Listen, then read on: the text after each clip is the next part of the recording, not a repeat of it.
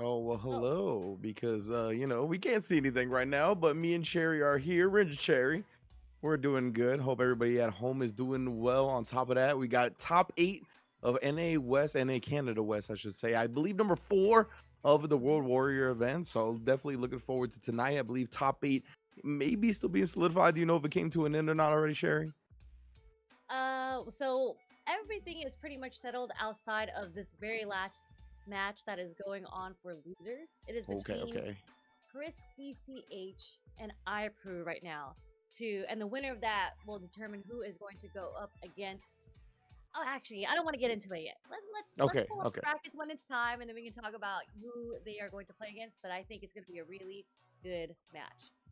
Yeah, I have no doubt about it, right? Everybody's bringing their elite level skills. They don't got a lot of World Warriors left to get into that regional final, right? Which obviously, excuse me, qualifies them into Capcom Cup proper. So everybody's going to be having to make sure their steel is as sharpened as possible. So we got a lot of heavy hitters in the building as we're used to in this region. And we got, like, I mean, I was going to say like a few faces I'm not familiar with, but it's really just Dude Sickle. I'm not too familiar with Dude Sickle, but he's in winter side. He defeated Samurai to get there.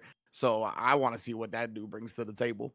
Yeah, I mean, Dudesicle, I think his name's been in the running for a little bit. He is like a demon in the ranked matches. So he Okay, actually okay. has a couple characters in like 2000 MR, but I think he is a Luke player. I've seen him play Luke, but he does Ooh. play multiple characters. So I'm wondering if he busted anyone out during the tournament, but we'll see. Or if, he might stick to the good old Luke. Yeah, yeah, exactly. We'll see if he goes with something more comfortable with, or if there's something in the roulette that he likes when it comes to the matchups. But we got the top 8 on the screen now. Of course, we see Enzo and Team Liquid's own nephew over there on one half of the winter semis. And then, like I said, Dude Sickle defeating Samurai and Doma. My bad. I forgot about that as well to get into this position and going up against JB. Noah the Prodigy awaiting a loser's bracket. I'm not sure who we fell to in winter side. And then we got Doma versus Chris T to round out the top 8. Yeah, very, very exciting. And I think we are going to take a look at our leaderboards as well, right? Well, actually, we might just be waiting for the match to start in top 8 winners, but the leaderboards is actually very, very close. Okay. I feel like it's kind of a scramble. I got to commentate US and Canada East number 4 like a couple Hmm. weeks ago, and theirs is like pretty solidified between like Punk and Boost between first place. But the results here have been pretty volatile. I'd say Hmm. like we all there hasn't been a consistent winner yet, and the top 8. There's some players that don't even make the top 8 sometimes. Like Yeah. Chris CCH didn't make top 8 in the first one, but he won the second one, and then he didn't get top 8 again in the Oh, third one. So it's man. yeah, it's pretty out there. We'll see how this goes. Yeah, that is, at least for them, right? That we go into the regional finals. It is their 3 highest placings out of the 5 events. So hopefully, with 2 more to go, somebody like Chris, who maybe didn't make top 8 before, can maybe squeak by, make top 8 here. I say squeak by because I know he's in that last match to qualify into top 8 right now. And who knows? Goes on a loser's run and really solidifies his spot. But yeah, it feels like it's wide open, not even just like the winner side in a lot of places is kind of solidified, but not here. It feels like people can still sneak into the winner side of the regional finals as well. Yeah, definitely a toss up. We can get into the points after this. I'm pretty sure we have the leaderboards that'll be shown later on and see. Again, top 3 results are the only ones that matter here, not all 5. So Yeah, now we got Enzo versus Nephew, the first half of that winter semifinals. I love the fact that Enzo is really taking this Sagat, not just some week 1 like content. I know he doesn't really make content like that, but nonetheless, right, it's been a character he's really sticking with, and it's paying off as we got Nephew in the corner. yeah, and I feel like his transition from Ken to Sagat actually went pretty well for him. I know kind of Shoto like, but not too Shoto like. Very like I'd say slower buttons compared to Ken. But Enzo, being a young man, adapted pretty easily to the Sagat playstyle. And there's the young man reactions as well. Not going to get bullied with the eye in the corner. He quickly built another bar as well. Nephew, oh, baited him into it. It felt like he just stood his ground after the fireball. Usually you see the jury's approach, but right there, he felt like the Tiger Knee was coming, and he was right. Again, the perfect parries from Nephew. I feel like he's so good. He like that's his signature to me. Nephew is so great at Hmm. perfect parrying into neutral, and I think Tiger Knee is a pretty good neutral tool unless you are a great perfect parrier. And Yeah, that I can couldn't agree kind of be more. your I, weakness. I feel like Nephew is one of the best in the business. Couldn't agree more. Hmm. On the back Right throw, now. try to catch Nephew pressing, and then another perfect parry. Oh my, Nephew. The blue stuff fully on display. With the perfect too, huh? Oh, oh, fake perfect. Close enough. Yeah, I thought it was, What do they honestly. call that? The hood perfect? The Hood Perfect. Once again, I believe coined by Mike Ross, if I'm not mistaken. Man, nephew already going up 1-0, showing a lot. I love that right there too, right? He kind of like OS's a little bit. He just cancels the parry into the drive rush, takes advantage of the whiff tiger knee. Hmm. I just feel like Enzo has had his back in this corner for the first 3 rounds so far. Oh, and even when he escapes it, he gets taxed for it. Nothing ever for free. Oh, and then nephew set up shop with punishing the big buttons. That's the thing, right? It's tough to whiff with those, but when you do, boy, it's easy to whiff punish. And what a trade for Nephew, that interaction there. And good read on the fireballs, kicking him again back to the corner. Enzo getting whiff punish again, straight into the Fuha from Nephew. Indeed. I said Fuha, the feng shui I meant.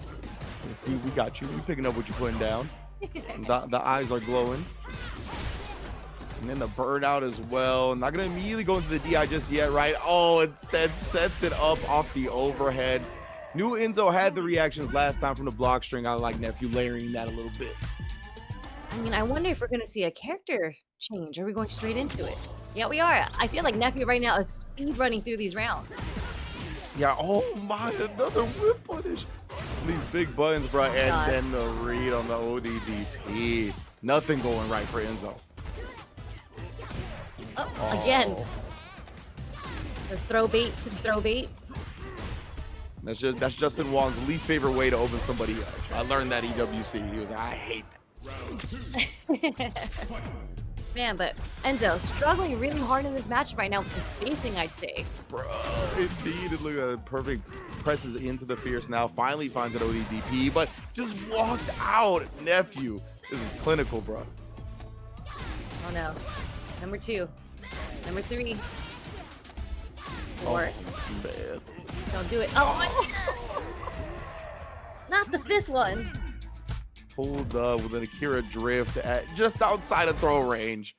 Made him whiff. That was, I mean, domination, nephew. As you highlighted, right? It's going to be very tough for the perfect, with somebody that's good at perfect pairing to throw out those tiger knees. That's kind of the main reason I would have liked to see the switch from Enzo too, is just because like there was so much there that nephew's reactions let him beat reliably, right? The tiger knee, the big whiff normals, like he's never gonna let any of those pass him by. Yeah, no, definitely a seasoned player. I just felt like he had the spacing so red on Enzo. Like you couldn't even whiff a tiger knee, not even the fierce. Like what else is Sagat going to do, you know? And Nephew, the one time that Enzo had a chance to start throwing some fireballs, some tiger shots just to build some space, that's when Nephew was just like, okay, I can get my jump in here. The one time he decided to do it into the dive kick. So, and very unfortunate for Enzo, but that was winners. He does drop down into losers, and very quick 3-0 for Nephew to move on into the winners finals. Man, yeah, it was so many impressive moments. Like the first time where he did the OD fireball, he was cornered and just waited out the tiger knee at perfect spacing. He had the parry canceled in a drive rush when we saw the whiff tiger knee. Like the fact that you're answering like that as well, like you're not even getting caught like tapping parry and letting the Sagat throw you when the tiger knee is too short. That was ridiculous. Yeah, I was just like, maybe he needs to go back to Ken. I don't know, switch it up or something. But Yeah, maybe he was just letting rock because it was winners. So true. again, Enzo drops down into losers, and we are going to move forward. Not yet. I think they might still be setting up the lobby, but we are going to see the next winners match, which is between Dude Sickle 06. We got word from Vi that he's an Akuma player, so we'll see. Because I remember him as a Luke player, but I'll let Vi dictate that. And then versus JB. Okay, maybe he's like a little West Coast Kami action. Maybe, you know, primarily Akuma, but breaking out the Luke for certain things since, you know, he put so much investment into it in the first place.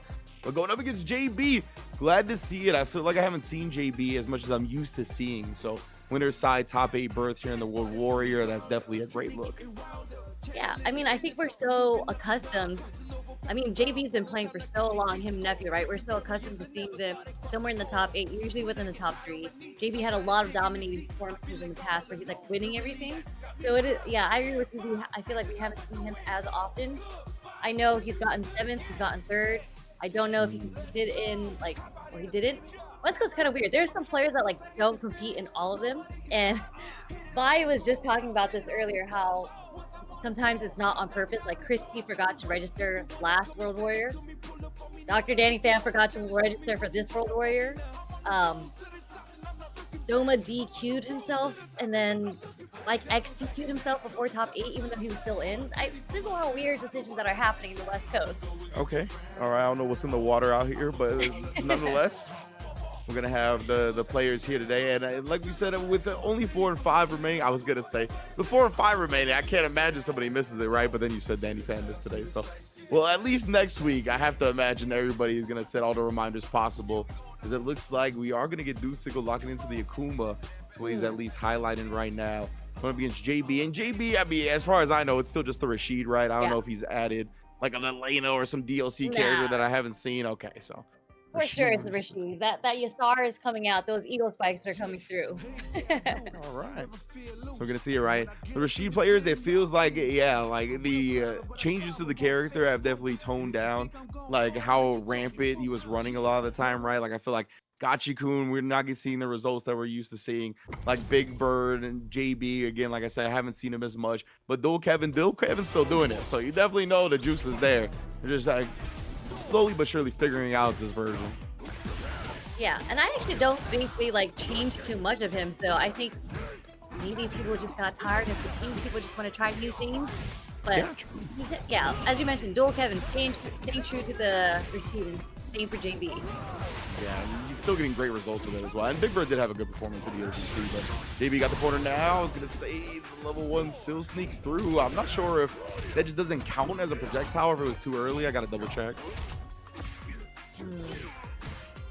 Yes, yeah, that is weird that it still beat. Right, that the level 1 went through. Like, usually that seemed like an anti-level 1 setup, but that might count as an attack. I know for perfect parry, it counts as an attack because it slows down, but nonetheless. Whoa, D. Now set up the SR. Yep. What's the mix up here? You know, just taking the throw. Oh man, the Hezi too caught the button. What? I don't even know what happened. There was a reset in there somewhere. All right, well, we take those. We take those. All right, JB.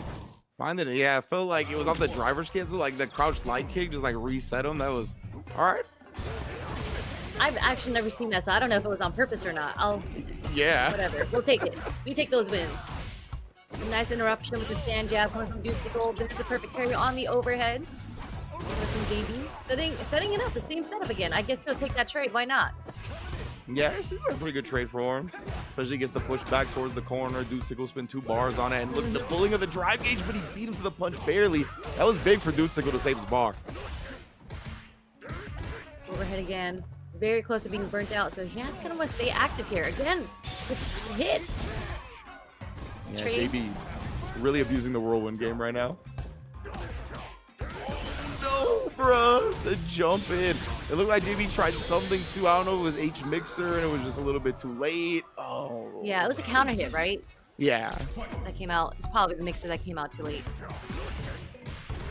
We'll see the Rashid army come out to defend that. Yeah, you already know. He will spike though. That's good corner carry. What we're gonna do with it? Oh no! Drop into the Tatsu. Very unfortunate for Dusicle here. Quick little back That's dash. a recovery to get a fierce punish on the throw. For real though, like backdash bait into the fear, still enough to punish in time. JB close to a 2-0 now. Perfect parry. JB in the yellow now. The Dusicle gets punish counter straight into the Yasar. Slowly going the green back though. I was gonna say big parries right there. Spins a lot of on driver, so still sneaks him in, but JB not gonna let him escape and baits out the OD. Uh-oh. Again with the wake up throw. Man, JB really definitely has highlighted, like Dusicle's not too familiar with where he can place the whirlwinds, right? We've seen a couple of attempted jump overs where he jumps straight into them, and now that as well. He's doing a real great job kind of highlighting what Dusicle's not too familiar with in the matchup. And we're seeing the same interaction. This is literally the 3rd time it's happening, and I'm wondering if Dusicle like is doing that on purpose. I don't know why. Maybe it's because just to reset the pressure. But yeah, it's been the same interaction, same lead with the whirlwind every single time, and he's waking up with the ODDP and losing his meter there. Yeah, at least this time he's kind of come out on top of the trade, right? JB's in burnout, so let's see if he can make the most of it. But the delay tech is also, that's the thing I forgot, that JB has been able to kind of abuse as well against Dusicle. Really nice defensive options from JB here. Again, with the read on the ODDP, nice delayed block. Or not delayed block, but block. Maybe a delayed button was to come out. Precisely, right? Probably set up shop where he was going to like block for just a second and long enough to block a DP and then press the button. That's what a lot of these players tend to do. Tech throws. We're able to escape the corner this time. Nope. JB took advantage of another tech, I presume. He's trying to do it again here. Oh! They both stared each other down with those parries. Literally, that was like a recovery battle. Both of them tried to beat each other to the button, but Dusicle did tap parry first, so had the advantage. Raw overhead, not even the drive rush, so no combo off of that, but we'll take those straight damage.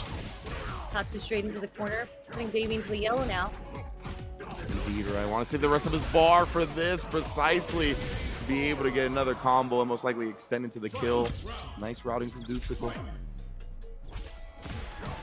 See if he can get a point on the board. Nice counter hit jab, but not enough to get the full conversion. Giving JB the chance to put him in the corner now. Straight into the Yasar once again. He's done a good job defending against it for the most part. Yeah, really good defense. Did lose a decent bit of drive bar, but honestly not that much considering the Yasar pressure. Pressing back here, just trying to get some breathing room against JB. You see he's gained a little bit of real estate. He doesn't want to jump, right? JB's been so good at sniping the jumps. Instead, OD Demon Flip, I like that. Definitely like that option. Way better than regular jump, which has been getting clipped every single time. Again, Dusicle stuck in the corner at the moment. Covering with his own fireball. JB's done such a good job taking away the air. Confirms for the kill as well.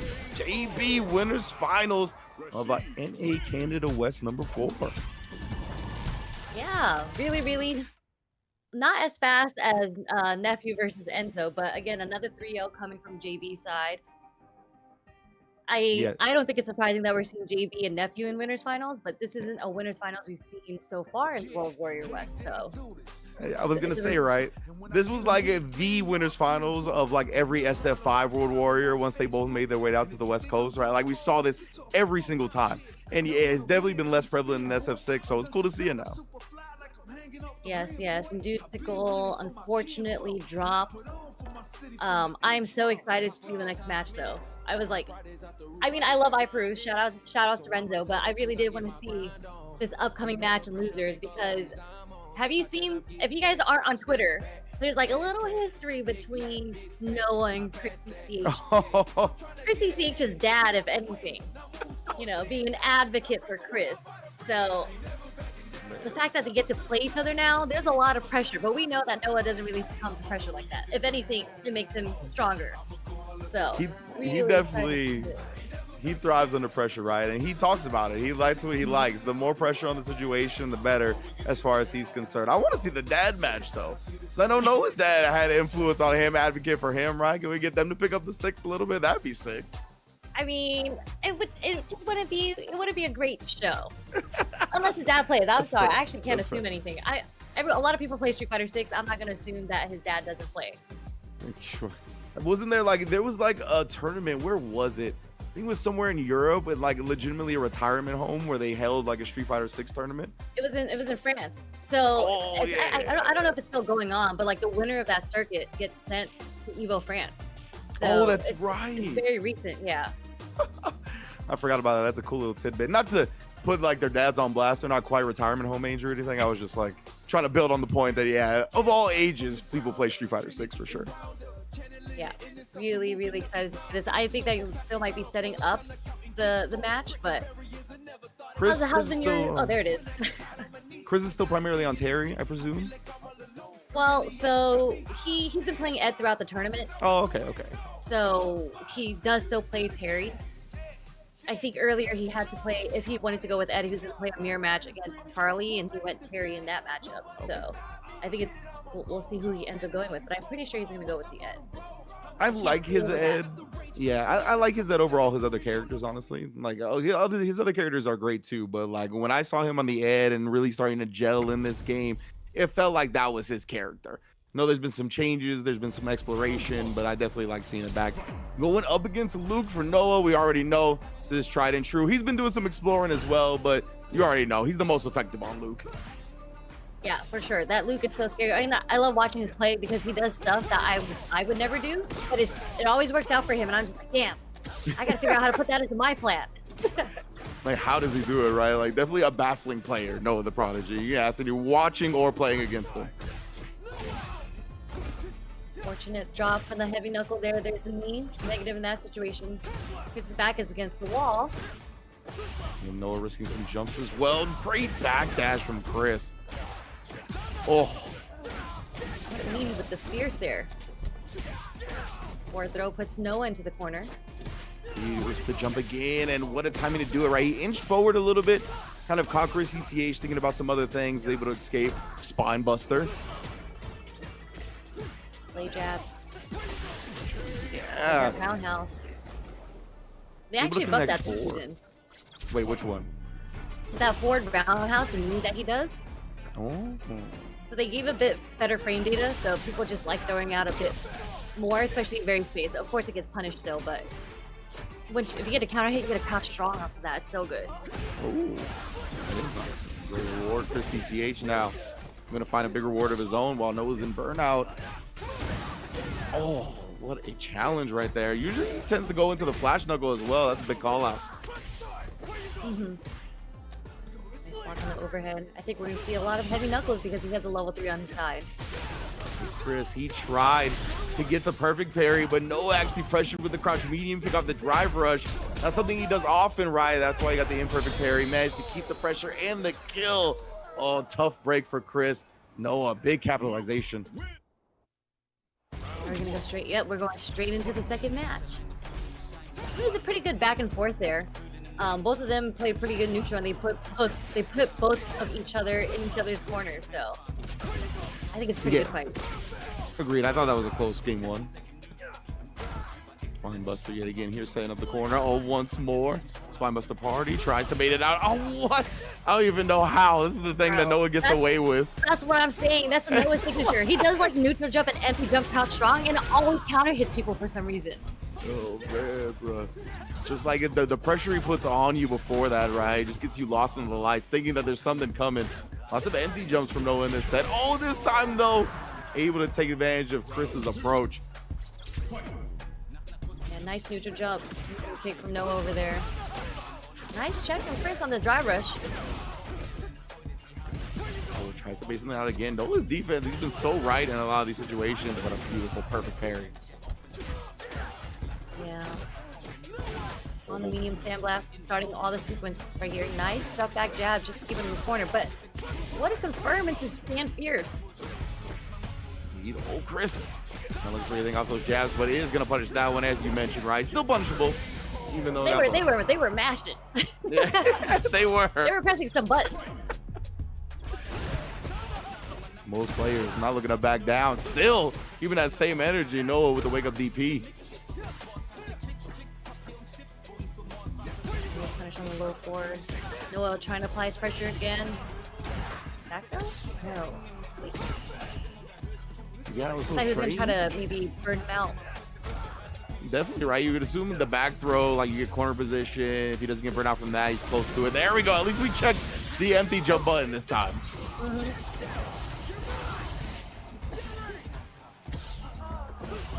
got the drop combos. I like this, Chris. The pressure is on. Oh my, Noah putting it all on the line, right? Oh, great back dash. Trade combo wasn't ready. No OD blitz to follow it up. Oh, what? His button went the wrong way. Oh, That's so no. unfortunate for Chris. My man, the J and J stream must stand for Jesus. That was divine intervention for Noah the Prodigy right there. Truly. he was trying to take some plus frames back. Like, I cannot believe the button went the wrong way for Chris. That was a heartbreaker. Yeah, I think it just came out a little too early, and the game didn't like auto-correct it for him. Yeah. Oh, Chris, I mean, it's so discouraged by that moment. He's going to the Terry, which I don't mind it just because like Noah's being very overwhelming right now. And then if you're not in the zone with Ed, it's going to be tough to keep him at bay, right? I think Terry is going to be a little bit more. You can get aggressive more effectively yourself. Yeah, I think he was really hoping for the second game with Ed to go more in his favor because I think it would Yeah. have been better for him because this is losers, this is it. So if he had a better chance of one more carry maybe in the second game. Yeah, exactly. Now having to go into it cold with a 3-game comeback is definitely a lot to ask. We'll see. Chris gonna reach down deep. As you mentioned, right, there's a little extra motivation here for both players. So Chris definitely gonna reach down deep. I mean, there's a lot of pressure on the line. He's gonna have to win 3 games straight if he wants to take Noah out. Oh, there we go that time, though. That's a great way to start it up. Great with punish from Chris in the crouch medium. There's a forward throw. Noah has now woken up with a lot of ODDPs, and it feels like when he has, he's been right. But speaking of being right, Chris, crouch medium punch with the super buffer behind it. Okay. Doing so much damage, but spending both his bars there. Indeed, right. At least that was the round 1. So we still got time to build it up if Noah does take this game, or this round, I should say. Nice perfect parry. A little too slow of a button to get the punish there on Noah. Backdash, both of them are doing so well evading the throw attempts. Yeah, right. Their backdash has been so important. Like you highlighted, it's primarily been with backdash that we see.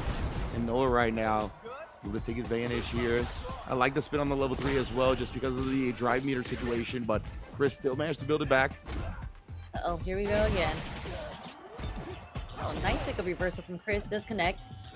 He's able to build him some space, getting the low 4, but no connection, no follow-up there. Wow. From long distance, the Phantom Hurt Box still lingering. And it makes a match point for Noah. Everything is on the line right now for Chris CCH. You mentioned no safety nets. This is your second chance being in the losers bracket already. And Noah once again maintaining control of the match. Spot and Buster. Oh, the suppressor. The tweet is coming. That's literally what I was thinking too. I was like, you guys gotta open up Twitter right now. He's tweeting it during this animation. Oh, the knee, the pressure is so well spaced right now. And somehow, someway, Noah, the whiff into counter hit specialist, bruh. Nobody does it more often. Nobody's more effective with it. Takes it 3-0. Stay alive. I know there were no GGs in that chat. Let me see the chat. Let me see what's going on in that room right now. If there was any communication between the players. Oh man, only BGs. No handshakes. Yeah, Just walkaways. I mean, good stuff to Noah. We've seen nothing but 3-0 so far in this top 8. Oh, Very dominating performance against every player that's won so far. And, you know, winners now down in losers. Noah 3-0 and Chris, something that I didn't really expect, but, you know, it is what it is. Yeah, I definitely didn't expect it either. I expected it to be a bit of a closer set. But it feels like Noah is finding his groove a little bit this season. Like, you know, there's the changes that have happened, like with the parry requiring a directional input now. That nerfed him a little bit, right? But starting to find his groove a bit. And it feels like he just came off his best performance of the season, it feels like, over at UFA. So I think he's got his confidence back. And I mean, when he's confident, he's very dangerous, right? And that's what we saw today. Yeah, for sure. Where it's just like you're kind of sitting there and you're just like, none of this makes sense. The sequence shouldn't make sense. You know, like the empty jump, crouch strong, counter hit. You saw that Chris had to counter it with a jab, not even like a medium, because that's probably what got counter hit the other time.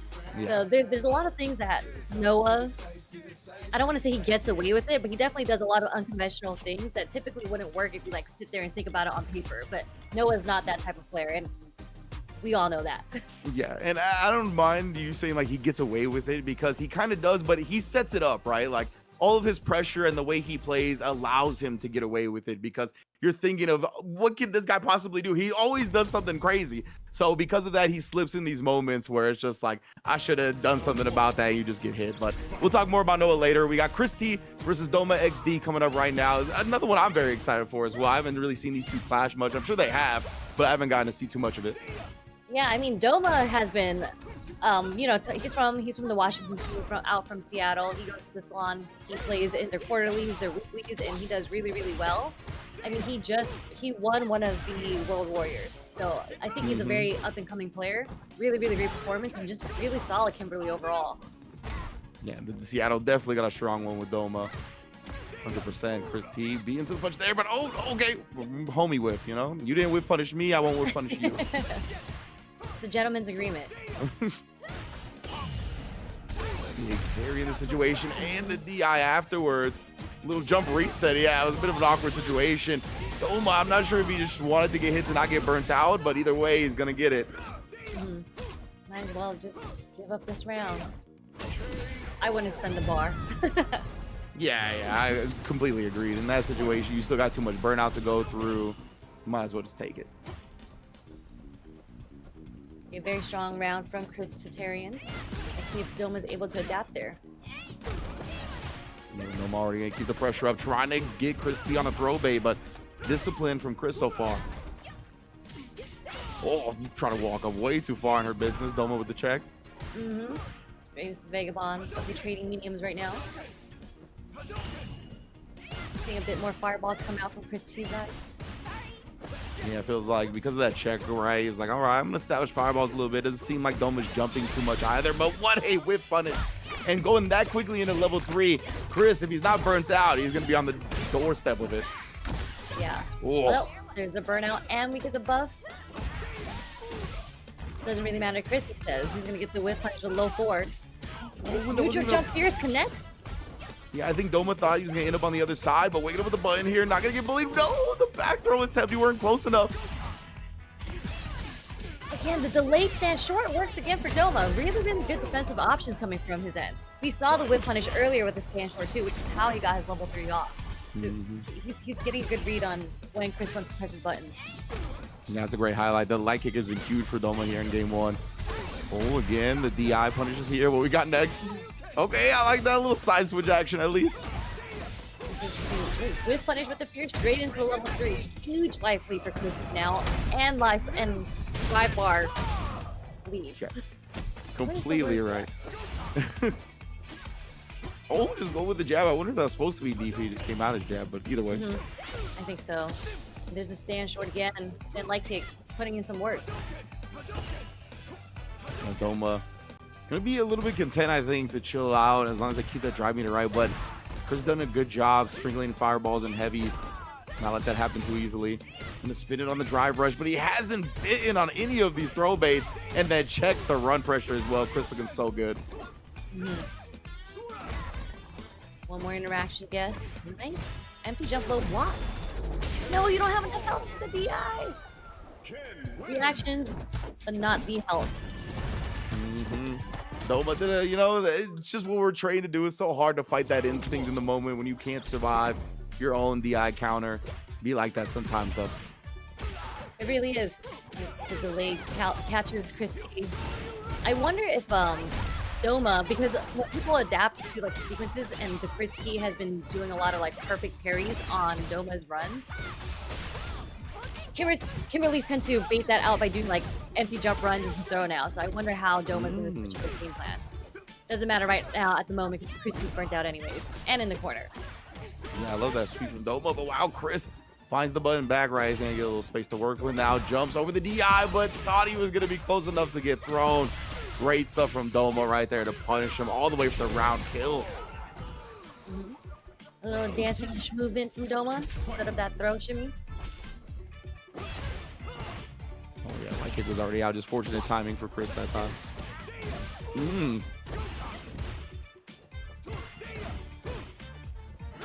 blocking a little bit. Doma on the brink of being burnt out. Gonna have to find his way out. And there it is. Like that a lot, right? Drive rush check right there. Chris wasn't trying to be too thirsty for it, but it felt like the desire to burn him out got the best of him at the end, and Doma was just waiting perfectly to check. And now we got a whole type of momentum switch in this round. Oh, the parry was there. You talked about it, right?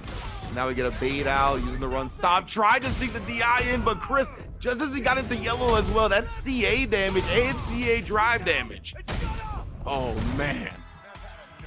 Fireball meaning to burn him out? Yeah. Oh, 2-4.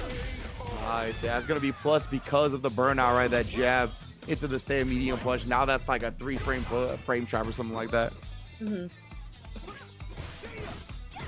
Doma with the buff here. Let's see if he's able to get anything off of it.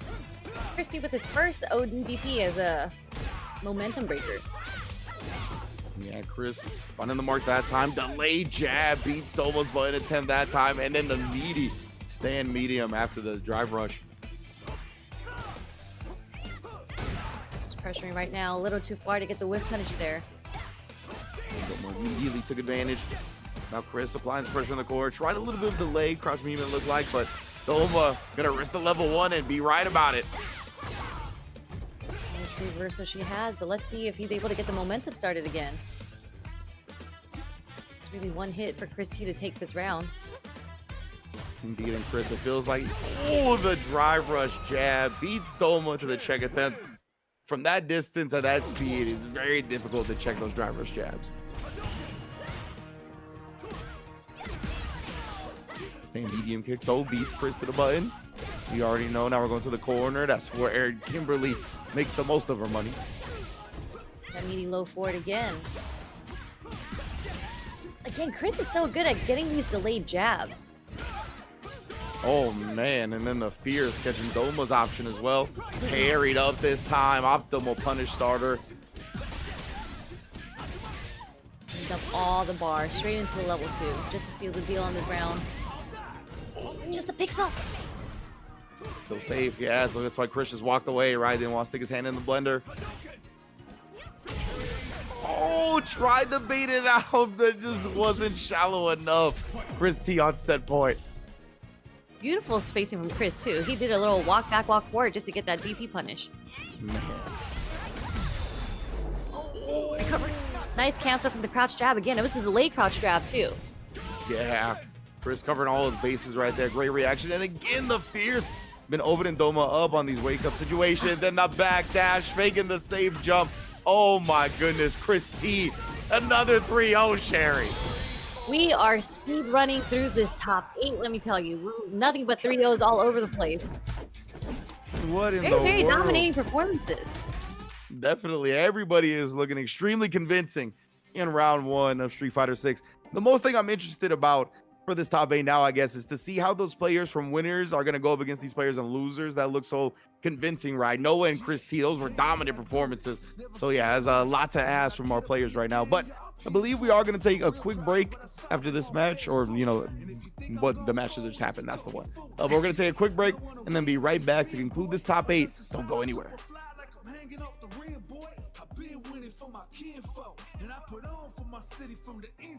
Let's go. My pride is out the roof, I get that grind in. So I'ma tell the truth, I get my grind on. You know the pressure make all of these diamonds. I tell them get back, step back, fast track, big lap, big facts. I'm past that, yeah. I'm trying to get ahead, get out the way. Now move forward, stand back. Now break away, I'm about to bring it. I ain't never backing down. Come and step up to the plate. For my city, for my town. I do whatever it takes. I'ma go and get this round. I'ma go all of the round.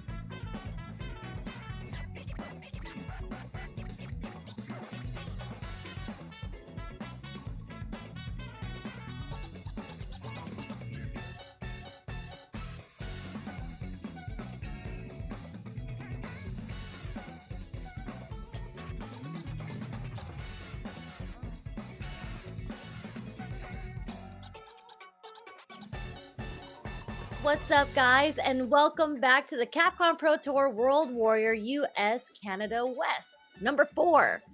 It is your girl, Sherry, and I'm here with my man's Ringe over here, co-commentating with me. Hope you guys are enjoying all the Street Fighter 6 action so far. We are quickly making our way through the top 8 bracket. We just got through round 1. But before we even continue, we got to give a shout out to the sponsor, Zenny, right? Yes, indeed. Zenny holding us down. Feels like everywhere you turn, Zenny is making sure the fighting game players are equipped with the best premium eyewear in the business. Shout outs to Zenny. They've been having custom stuff as well, right? You see the level of WNF. They've collabed with Evo. They collabed with so many partners and tournaments out here for the FGC. It's been an awesome partner to have. Can't wait to see them for many more years to come. Yeah, I mean, look at all these models. Look at Tito Vai modeling over there with the headset on. Super serious. I said, how's that not emo somewhere? It's not emote on the level up channel. It needs to be if it's not. That's for that sure. Is 100% like emotable. Just like cut out his head with the glasses on. But also, if you guys, I know you guys are kind of talking about it in chat already, but Matcherino is still actively going on. I believe we still have 40 codes left. So make sure you guys support the players who are competing out tonight in the World Warrior by submitting to Matcherino. Indeed, right, Matcherino. Those codes are still up. So many of them, and it costs you nothing to contribute. Just click the claim code. You can already use one of the many accounts that Matcherino collab with as well, right? So your Twitter, Twitch account, you can use it, no problem. No need to make a new account or anything like that. Very easy to do so. And I'm sure the link is available in chat at the click of a command. So thank you. I already see some codes going, so I appreciate y'all. Obviously, always want to support the players however we can. For sure. And it's free. Yeah. But, you know, who doesn't love free stuff? Big facts, big facts. And so far, unfortunate to say, but round 1 was pretty free. You know what I'm saying? Nephew, JB, Noah the Prodigy, Chris T, all 3 owing their opponents. Of course, unfortunately, we got to see Doma and Chris CCH bow out because they were in losers. But Dudesicle and Enzo the Hokage have a chance to bounce back from those performances. Of course, Nephew and JB going to put on ice for a little bit as they're in winners finals. That's a classic. But like Sherry said, right, we haven't seen it too much here in the World Warriors for Street Fighter 6. So be interesting to see how it plays out. Yeah, and can't wait to see. I mean, as you mentioned, all of these players have gone 3-0 in all their previous matches. So now we're in the round where everybody's coming in hot. So who's really going to dominate? We might finally get some close matches, some 3-2s going on. Because we always love more Street Fighter 6 action, right? Yeah, absolutely. We want to see the competitive matches, right? Definitely. And just one of those days where it feels like one player really was just in the zone while the other player was kind of searching for their groove. And that's what we saw a lot of in round 1. So now Noah's going to get a chance to carry that momentum. We talked about best performance this season so far after UFA. Dudesicle, though, is going to look to bounce back. And like we know him as a Kuma, right? You talked about the Luke, but it looks like he's going to bring out the Terry now. That's what I'm saying. He has so many characters that he has that are like 2,000, 1,900 MR plus. So I mean, it's good to have that many characters in your pocket, right? So Terry, obviously a strong character. We've seen a lot of Shoto players like Luke and like Dudesicle. I mean, we've seen Riddles also go from Luke to Terry. I just feel like there's a cycle of characters that a lot of people play if that's their archetype. Yeah, I felt like if you like to be aggressive on the Luke, or if you were a Ken player, Terry is a very natural fit, right? Like I played Ken, I'm playing Terry now. It just feels like the kind of tempo and pace you like to play at as a player. So I think that kind of sees it right with Luke and Akuma as well, right? They got kind of the aggressive modes where they can kind of get in your face, fast walk speed, good buttons. Terry is very similar in that aspect. He's got good walk speed, good buttons. You got the burn knuckle to jump scare you on the ground. Definitely plenty of stuff to be loved about Terry. But how is it going to face up against Noah? We're going to find out now. And we just saw Noah beat Chrissy Terry in the very last round, right? Very last game that he had in their set. So Noah's a little bit more accustomed to this matchup, or he's more warmed up to this matchup, I'd say, going True. into this. I mean, you weren't playing, huh? 2000 MR on the Terry as well. You were not playing. Whoever Dusicle is, he be playing. Indeed. So I looked at the Star GG, and apparently he's from Bakersfield, so, you know, definitely a lot of playing to do out there. What are you trying to say about Bakersfield? Trying to say there's not much else to do, unfortunately. Ugh. Right now, though, Dukes go, oh my goodness, and like this is the thing with Noah, man. Like, just for whatever reason, picks his spot so well, knows when to put on the aggression. Just snipe the walk back, apparently. Oh. There's a driver suppressor. I'll take that basically word. Yeah, I was gonna say, surprised that hasn't been created yet. Oh, caught him coming into the second hit of the tower combo, but not the third, or maybe no, it wasn't interrupted because he punished counter. There's the standing moon punch again coming. No, there's a perfect parry that we always talk about. Yeah, after the jump back too, like his jump back game, he's gotta have the best jump back game in the business. I feel like he always knows when to do it, especially in Burnout. He always snipes DIs with it. And here, once again, making the most out of the situation. That's a kill. So much damage, and Noah's doing so, like, his movement is immaculate right now. The way that he's kind of dancing around, the way that he's setting up his suppressor, even that last sequence wasn't off of drive rush. Yeah, like I'm so impressed with like his processing speed and just the movement. Like it's so tough to get a handle on. Usually you can catch on to somebody's rhythm, the way they like to walk, how long they like to walk back and forth, but Noah is just so sporadic. And so many good reads with the backdashes as well. Oh, there we go, Dusicle. The fight back now. Try for the parry attempt, and look, Noah just immediately looking to press the gas again. This is what it does to you, right? Like, you see Dusicle starting to swing with the big stuff. He did the heavy kick. He did the burn knuckle. Trying to beat Noah to the punch of being aggressive. But then again, the light kick now confirmed. And it feels like it baits you into playing in the mud, where now you want to get aggressive. You want to beat him to the aggression. And that's the time he chooses to wait. Neutral jump. Nice cover on the neutral jump that time. Really nice reaction from Dusicle there. But burning himself out just to keep Noah in the corner, though. Using the drive reversal. I do like offensive drive reversals, especially when it keeps your opponent in the corner. Ooh, speaking of the jumps, this time Dusicle was right with him, but level 1 immediately from Noah. That's the only bar he had to with a lot of burnout to go. He wasn't even in the corner. He just knew this was the time to use it. Don't get back thrown and don't get cornered. He didn't let him do it for free. That's 2+ for you, Dusicle. What's the pressure here? The delayed drive rush from the strong? Okay. I'm gonna stand jab. We're gonna spend the bar here. Yes, we are. Not a bad choice, too, since Noah only has 1 bar, so we're going to the 3rd round just with a little bit of a discrepancy between the super bars. Yeah, not too bad whatsoever. I really like that follow-up from the DP when Dusicle jumped out of the corner, like into the shoulder tackle pressure, because it got Noah out of the corner space. But regardless, we're on to the new round. Dusicle has the corner now as well.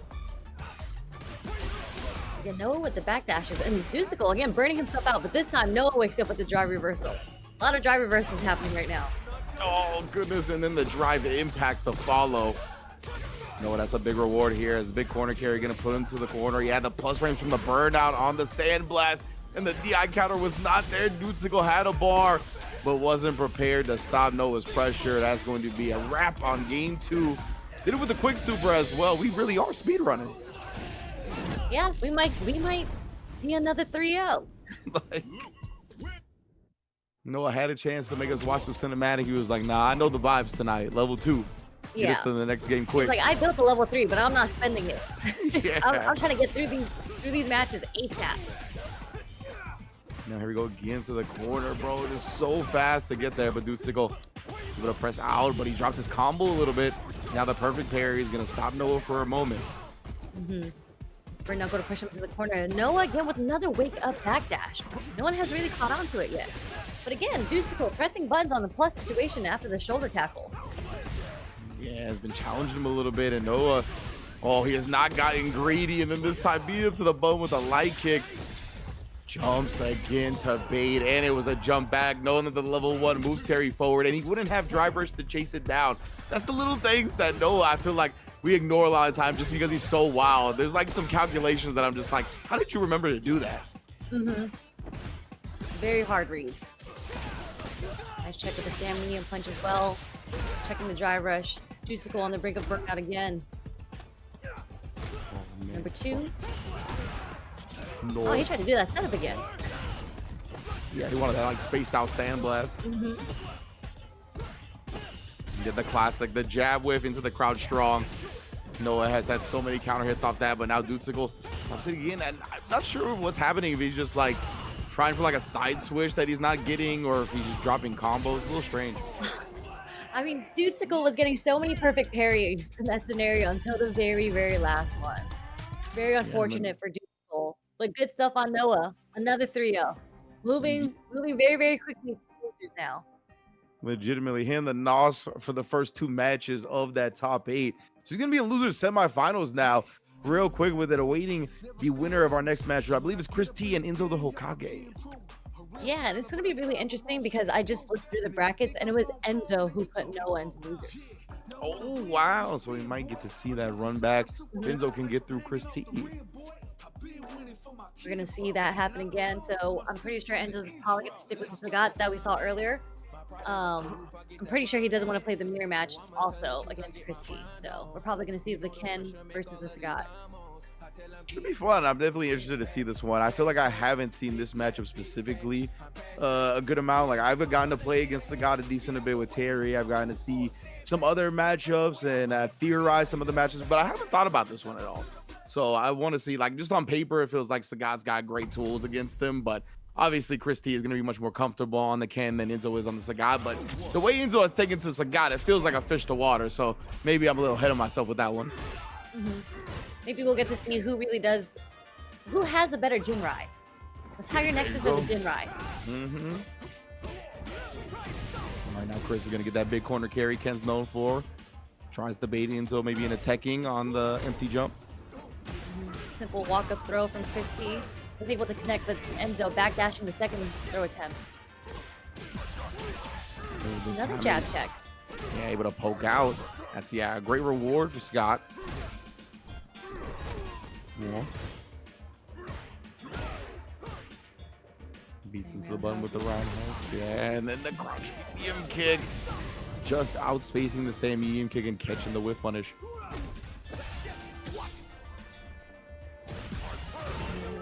Oh, what a bait! Indeed, that was after the fierce, but no, the drop. What an unfortunate drop for Enzo, but it's not over yet. Let's see if he can clutch this out. The perfect parry drive rush into stand fierce. What an answer from Chris right there. Enzo, I thought he was doing a good job, right? He wanted to keep that space there in the burnout, but a big punish on the Jinrai that time. He's gonna stand like it too.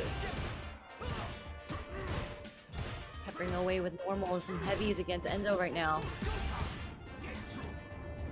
Oh, tried to get it, but a little bit too slow. Oh, just too tall to walk under. Thanks, Sagat. I'm sorry.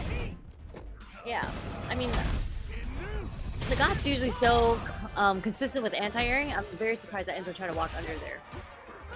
Yeah, it feels like Enzo specifically, right? Feels like so consistent. Shut down his opponent's air game. Tried to wake up on the parry. There was nothing from Chris. Does wake up the counter with the level 2 right here. I like him keeping the 1 meter in his back pocket. He's gonna get the side switch as well. Super smart choice. Let's confirm into the target combo. Getting our first throw in the corner. Keeping it spaced out with the Pierce and the Tiger shots.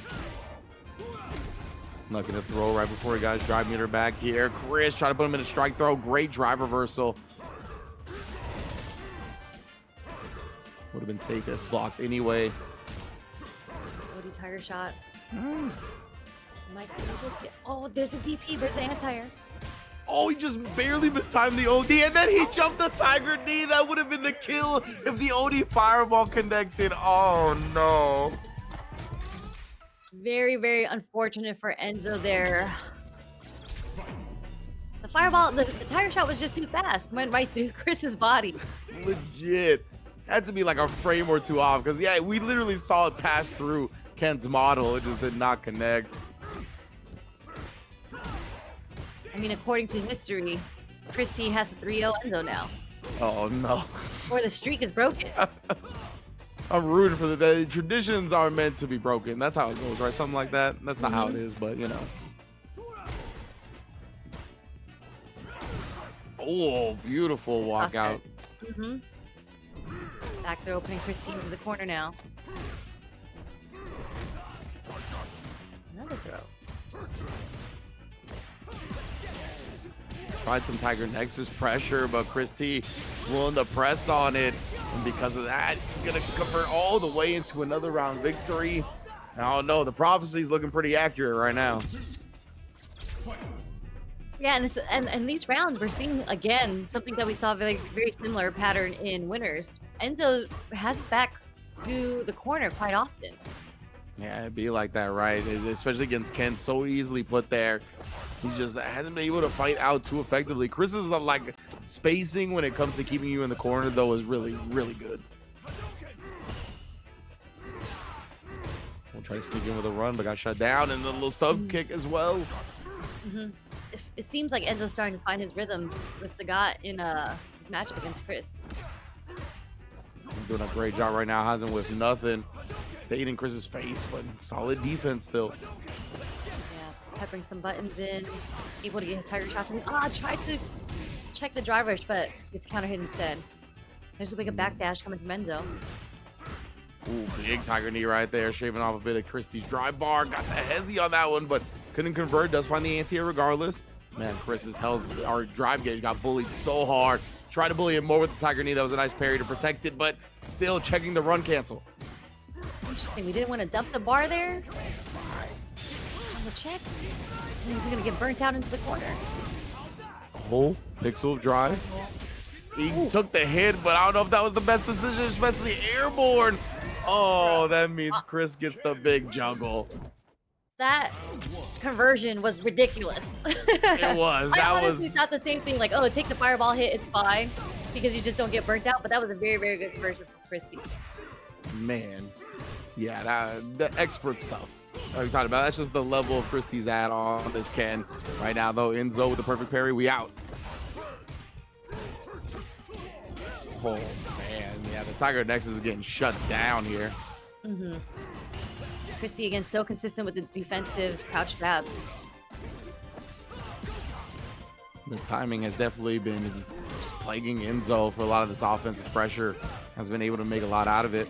Oh, he does check the drive rush that time, but again, no big conversions here. There's a plus tiger knee again, but Enzo really not finding a way through the neutral right now. As I say that, Christy gets a bit punished. That's what I'm talking about. He only had enough drive meter to convert from there, but that's all that he needed. Round on the board. Hopefully Enzo can stem the bleeding a little bit. This might be Enzo's chance to break the prophecy. He might be the one. Oh man, just as we start thinking that, right, the perfect parry comes out on the tiger shot. Chris looking to shut it down a little bit. Didn't commit to the driver's cancel on that one. Does get blown up. Trying to check that time. We saw the jab check come out previously, so Enzo tightening up his pressure a little bit. Really good check from Enzo, but I'm surprised he did the combo into the fireball and not a knockdown. Yeah. In the corner back here. against the corner, burnt out. Big DP to cover him. Oh, what awareness from Enzo to get the throw on the DI cancel from the light. Definitely a throwable gap right there. Chris sneaks in close. Oh, check to get it, Enzo. He broke it. He broke the curse, Sherry. Finally, the first non-3-0. Thank goodness, bro. Enzo doing the damn thing right there. Nice check on the Chris T aggression.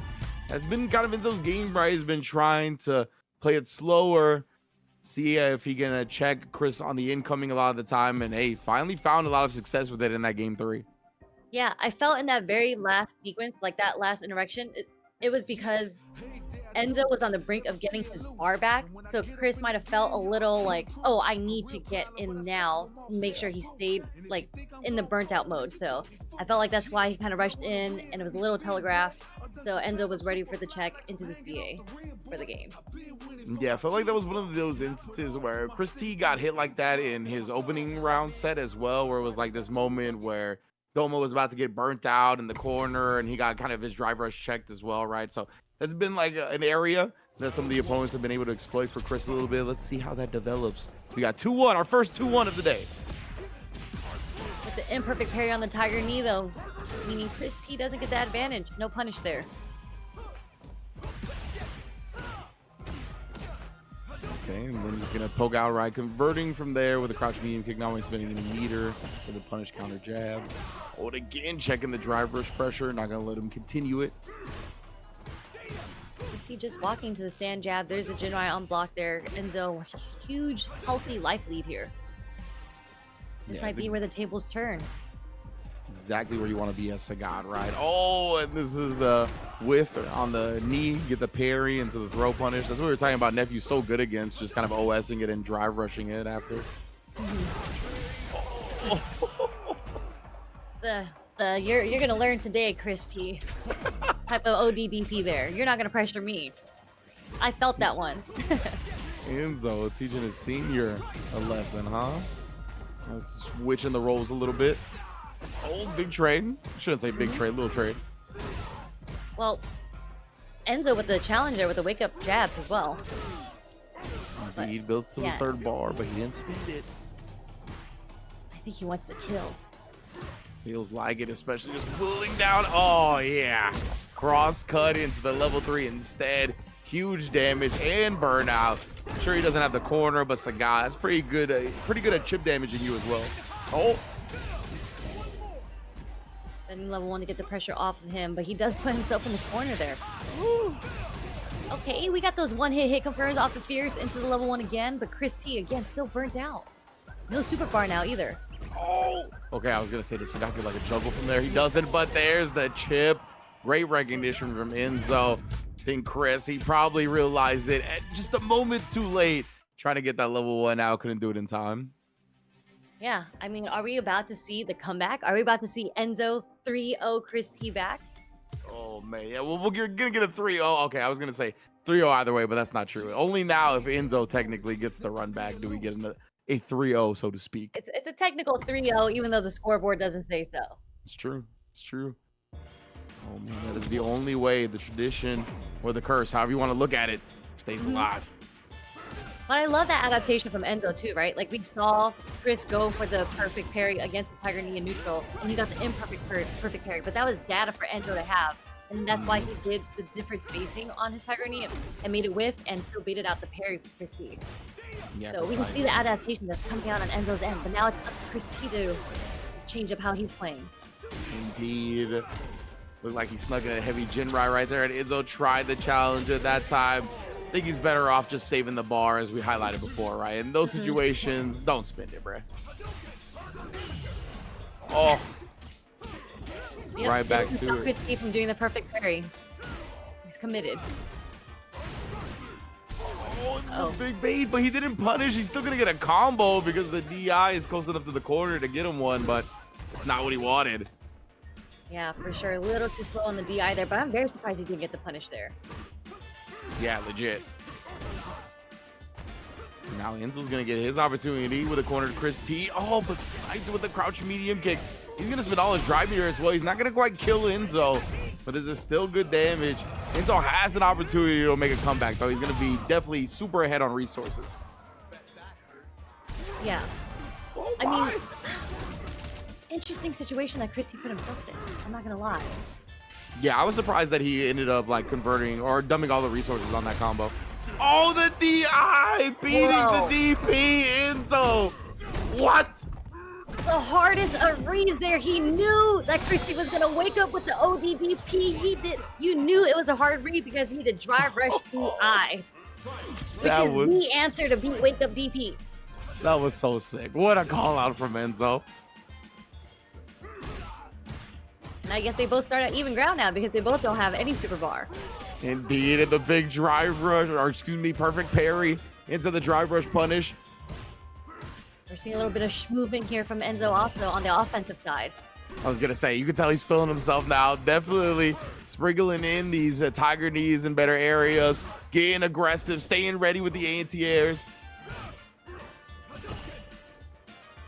This team trying to find his way out of the corner right now. A little too far for the throw. He's put into the corner.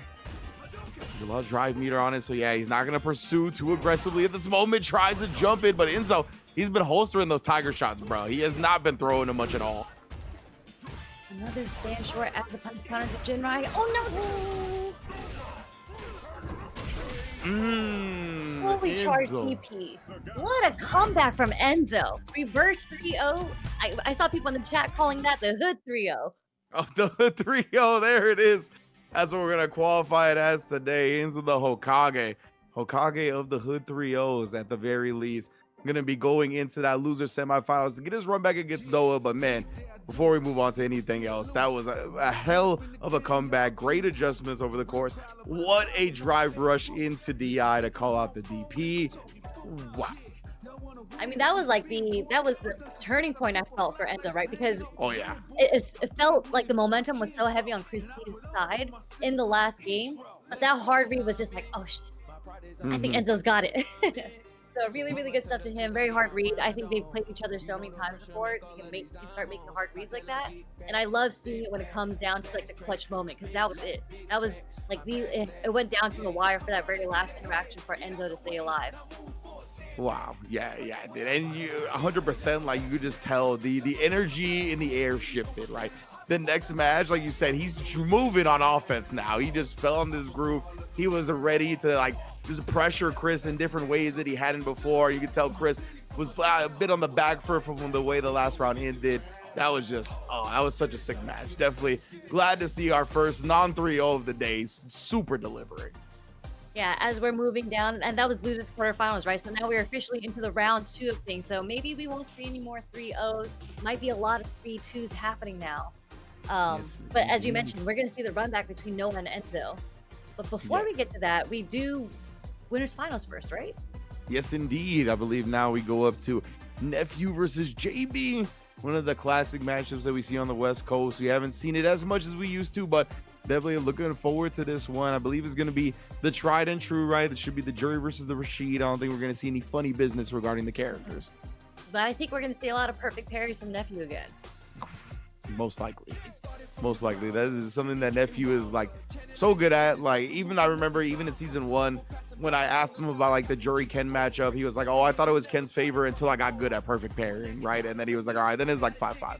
So well, I mean, I feel like if you're really good at perfect parrying, it basically is like the equalizer for every single matchup, right? You're like, yeah, I thought it was a bad matchup, but I realized I just got a perfect parry. That's literally, Guile would become useless if you master perfect parrying. Right?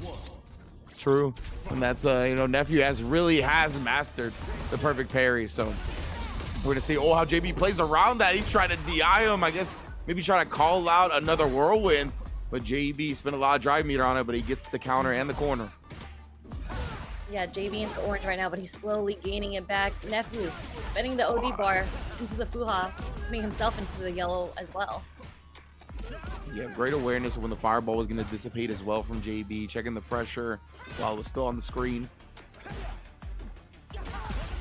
Oh, Nephew tried the back-to-back fierces. That's a Nephew classic. Yeah, and JB just sprinkling in. He sees the yellow drive bar. He's just like, I gotta at least get this burnout. But Nephew getting hit by the fierces instead. JB straight into the Yasar, putting Nephew again into the corner.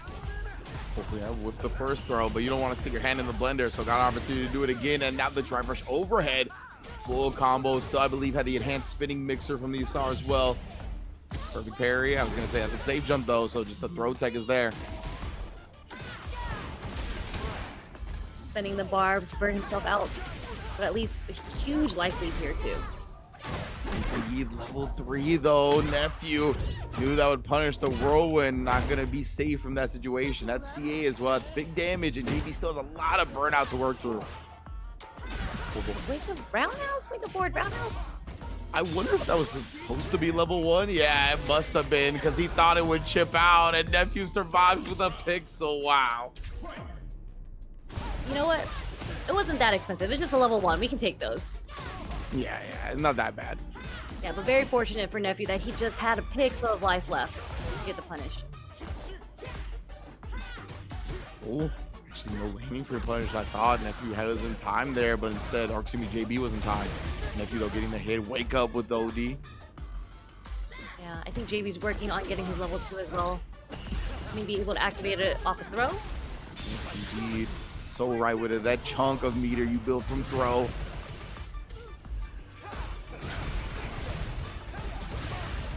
Nice defense coming from Nephew here. Jump out, no anti-air. Another jump out.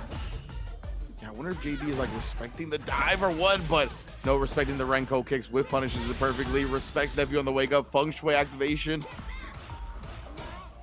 Really nice off the low forward. There's a perfect parry again.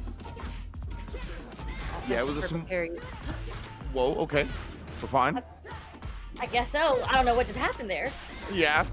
I don't think I've ever seen him do that, but nonetheless, Nephew burns him out and then gets the DI. JB didn't build that 1 meter you see that he had till he was already stunned up.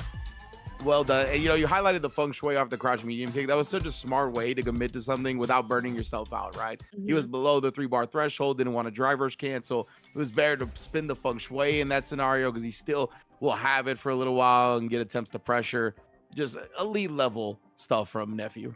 Yeah, just play by play in his head. He's, you know, he read that JB was going to kind of back off a bit, maybe a delay button or just to build some space because he wasn't sure what Nephew was going to do on wake up with all that reversal bar, that super meter.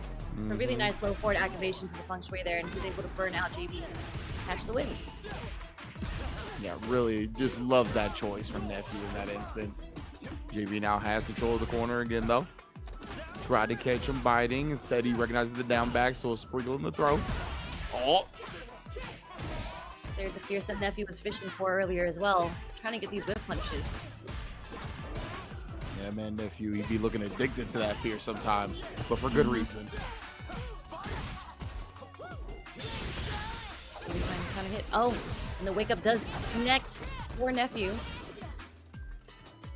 We gotta see the jab a little bit in there. Now JB though, super Rashid kick puts him on death's door, but not quite yet. Tried to avoid the whirlwind.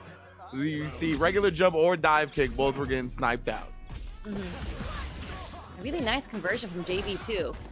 It was a counter hit medium kick that got him that combo into the super Rashid kick. Expert routing on display. Oh, We're getting these trades. It's a fireball war. legit, man. Both players just tossing their projectiles out. JB's done a real good job measuring these whirlwinds, but then the forward heavy over the fireball as well. Really nice backdash. Fierce just to activate the Yasar just to burn Nephew out. He goes low right here. Oh, he waited for Nephew to pop off with that level 1 on the drive rush. Didn't give it to him though. I'm surprised no mixer as the anti-air's Nephew jumped out as well. Yeah, Nephew. JB, oh, and get over the fireball. 1 up. That's something that JB hasn't done, right? We haven't seen like any anti-airs come out from him. I don't know if he's just respecting the dive kick or what. But really, really good. This is why you know they're like elite players, because we've seen JB demonstrate the forward heavy kick over the Fuha twice already. That worked against Nephew. Yeah, super good. And look at these whirlwind placements, man. Like both of his opponents so far have just been getting stuck and jumping right into them, committing to the throw off that anyway. Nephew did a good job dodging the punish counter, but JB not letting them dodge anything else. That's a perfect. Super clean, very fast.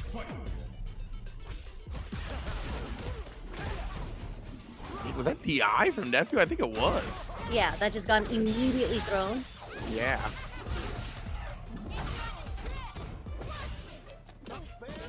The walk-up back throw? Was that a walk-up back throw? Feels like JB just knows something right now. Should I say that though? Nice little miss space, but gets the counter hit. We're gonna keep the game going. Nice. There's a reversal from Nephew to get the pressure off of him. Counter hit off the stand medium punch. The stutter step right there. Perfectly timed, but JB sniping the legs. There's Overhead. overhead as well. Full conversion. Or are we going to see the super Rashid kick? No, we're going to go to the reset. No! It's because Nephew got hit. There was too much hit stun. Oh my goodness. That's so unfortunate for JB.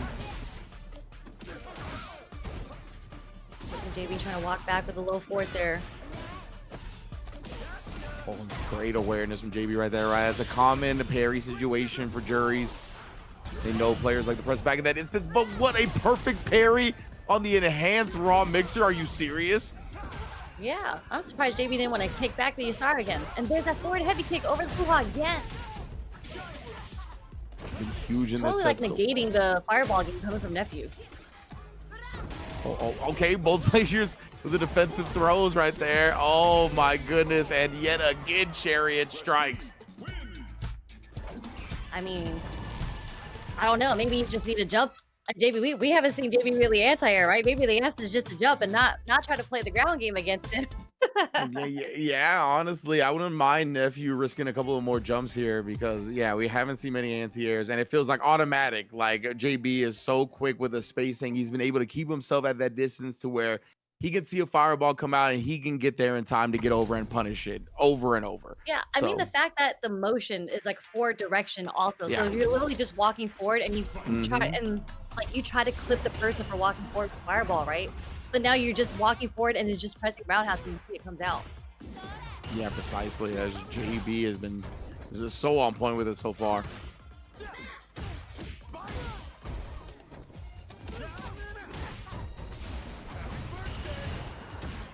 Big parries again. A little too plus there, whips the throw. Yeah, it's a little bit of a funky situation. Oh, that's not what Nephew wanted. Probably another Fuha that he was looking for, but was walking forward and you miss input there. That time after the fierce right there. Nephew loves the delay. Oh! After Punish the them. drive rush fierces, but now JB's gonna get it. Oh yeah, I was gonna say SRK will do it, routes into it. JB here on a winner's finals point. Let's see if Nephew can bring it back. Drive rush low short is able to clip Nephew. Super potent option, honestly. Very tough to pressure. That's what I was saying. Nephew really loves the fierce delay off the drive rush cancel. Since the person that delay techs the throw gets the meter, he kind of goes with that often, and then it obviously baits reversals like that. Mm-hmm. And just a relenting pressure right now because he has feng shui on, but now it's over.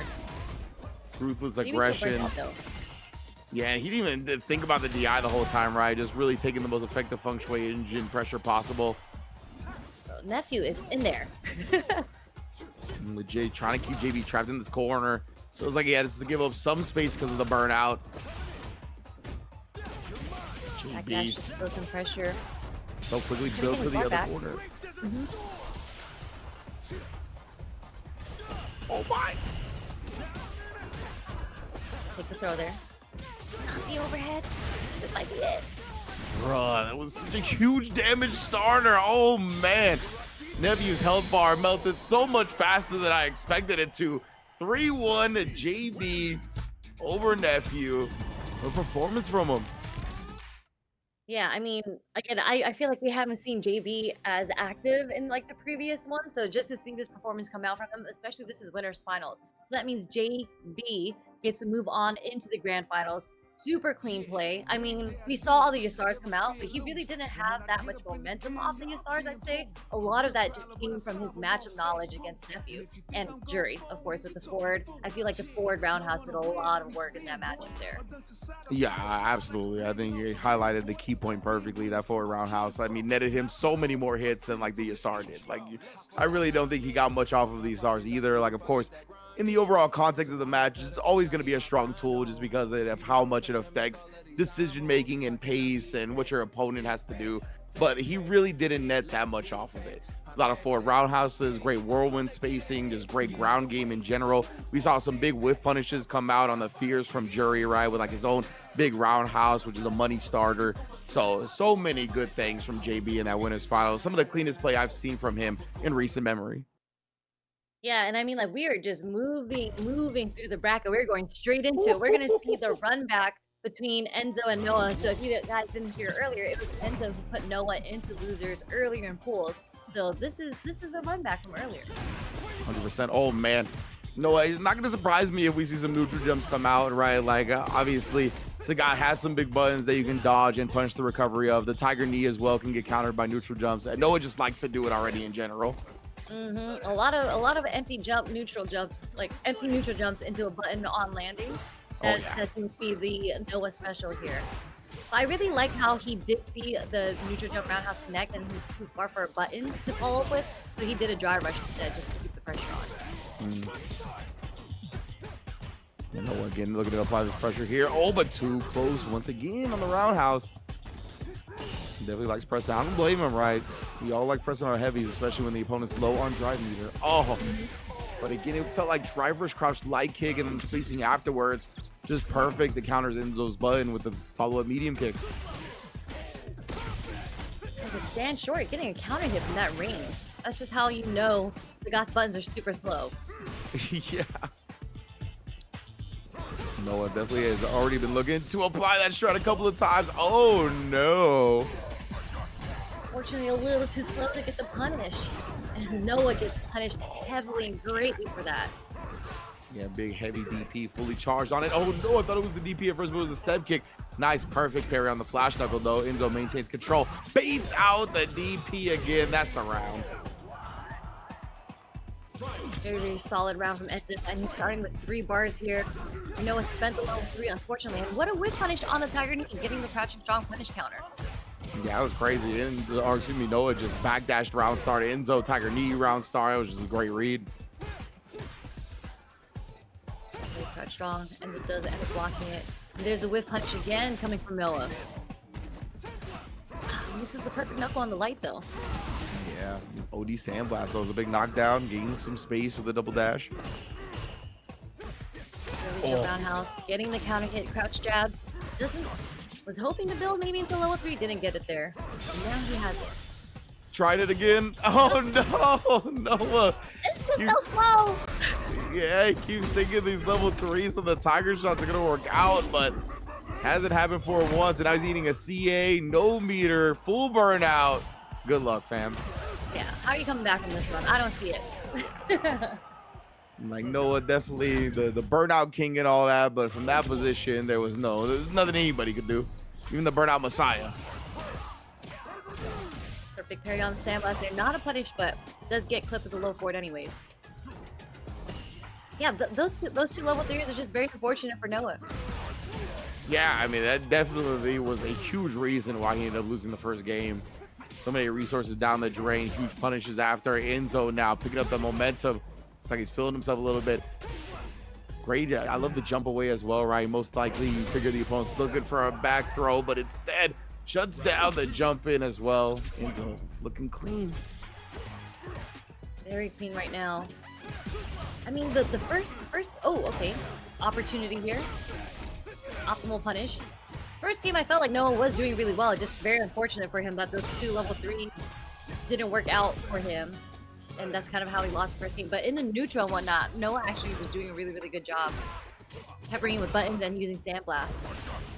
Yeah, completely agreed. I like the Sandblast spacing or pacing, and I like the stand light kick spacing a lot. Right now, though, Enzo open the door. Big block on the overhead, though. That would have maybe ended the entire match, honestly. Oh, just like Noah's going to get his chance here, but another miss on the perfect. Or maybe he couldn't because it was light. Oh. No, we'll take those. No, yeah, it was lights. I think he was trying to build into a level 3 and spend it there, but he was right outside of the range of building the level 3, but very fortunate for Noah. Gotcha. Enzo kind of gave it to him with that wake up DP there. And again, another neutral jump roundhouse in his favor. Yeah, loving it, catching the Tiger Knee. Now Enzo on the spine buster party. Powerhouse Hobbs in the building. One of that Sandblast setup, but Enzo able to press successfully afterwards. There's some breathing room. That's like the first time we haven't seen the light kick connect. DI, what a parry to survive. Yeah, really, really good recognition on Enzo to not go for the DI in that situation. I wonder if is Noah going to try to level 3 another fireball, another Tiger shot? Is he going to go for it? Feels like he's buffering a little bit. Mm-hmm. Enzo's not really giving it to him though. Nice DI. There was really no option for Enzo because he pressed the button and canceled it into drive rush there. Yeah, I don't even know if you can like mash out the level 3 in time. And like you're recognizing in the moment to do that is like it's asking a nigh impossible task. Yeah. Yeah, he would have to have enough time, and he would have to be ready for that. And what a meaty setup with the back roundhouse from Luke, from Noah. Sorry, I get hype over Luke things. He's become synonymous with the character at this point for sure. And just look at all the pressure that Noah's throwing right now, and you can see the spacing that he likes doing the neutral jump, just in case Enzo did want to show off that Tiger knee. Yeah, precisely right. He's kind of wanting to stay out of space to bait him in to do it. Now, though, I was going to say, Noah's going to be putting burn out, and that fireball's going to shut down the reversal. So smart from Enzo. Perfect routing. Beautiful round from Enzo, and I think it's really cool that he changed up. Instead of like when Noah's in that spacing where he typically does the neutral jump, Enzo has been doing a lot of dry rushing in just to close the gap against Noah. Yeah, smart, right? Definitely gotta throw different options at him. Not let Noah just get comfortable. Neutral jumping over and over, beating out these Tiger knees. Drive rushing in, can get the punish. And speaking of which, Noah tries to pop off. Now Enzo baits it out. He built to the level 3 as well, but just gonna get a safe jump off it. Wanted the kill. A little bit too late. Jump Fierce actually does work for Noah here, but we're just gonna go into a light combo. Back throw, putting Enzo into the corner here. Tried to up back, got clipped by the stand jab, no conversion. Oh, DI, recover from the sandblast in time. Noah's only got 2 bars right, so he can't really bully with Flash Knuckle without risk. Gets the jump in though, somehow, some way. Wait a second. What we got here? Oh no! The wake up crosscut also? Dude, how are you this cracked when it comes to the anti-airs? Like, yeah, like wake up, walk forward, crosscut DP. Are you kidding me, dude? Into the level 3. Insane hard reads from Enzo, I'd say. Yeah, And just like that makes it, you know, match point almost for Enzo. Except yeah, point, I guess. You talked about Enzo being the one that put Noah into losing in the first place, right? Seeing how he did it here. Of course, Noah still got some games to go, but definitely see how Enzo capable of beating him. There's a neutral jump roundhouse again that we're seeing. Nice up back from Noah. Again, with the empty jump into the crouch strong disconnect for him. Drive rush was smart. Oh, he tried to bait something out with the drive rush, but then Enzo got caught swinging for the fences a little bit. Of course, Noah neutral jump button as per usual. Yeah. Noah's, it's so hard because like you get so antsy when you see him neutral jumping. That's why for the roundhouse to try to anti-air him, and it was just too far for it to connect. Noah was able to land and whip punish him. So Noah just has this way of making you play really aggressively against him. Legit. Oh, and then again, the cross cuts have been automatic, and then baiting out and getting the cross under punish combo. Enzo. That was like the fastest I've ever seen Sagat look.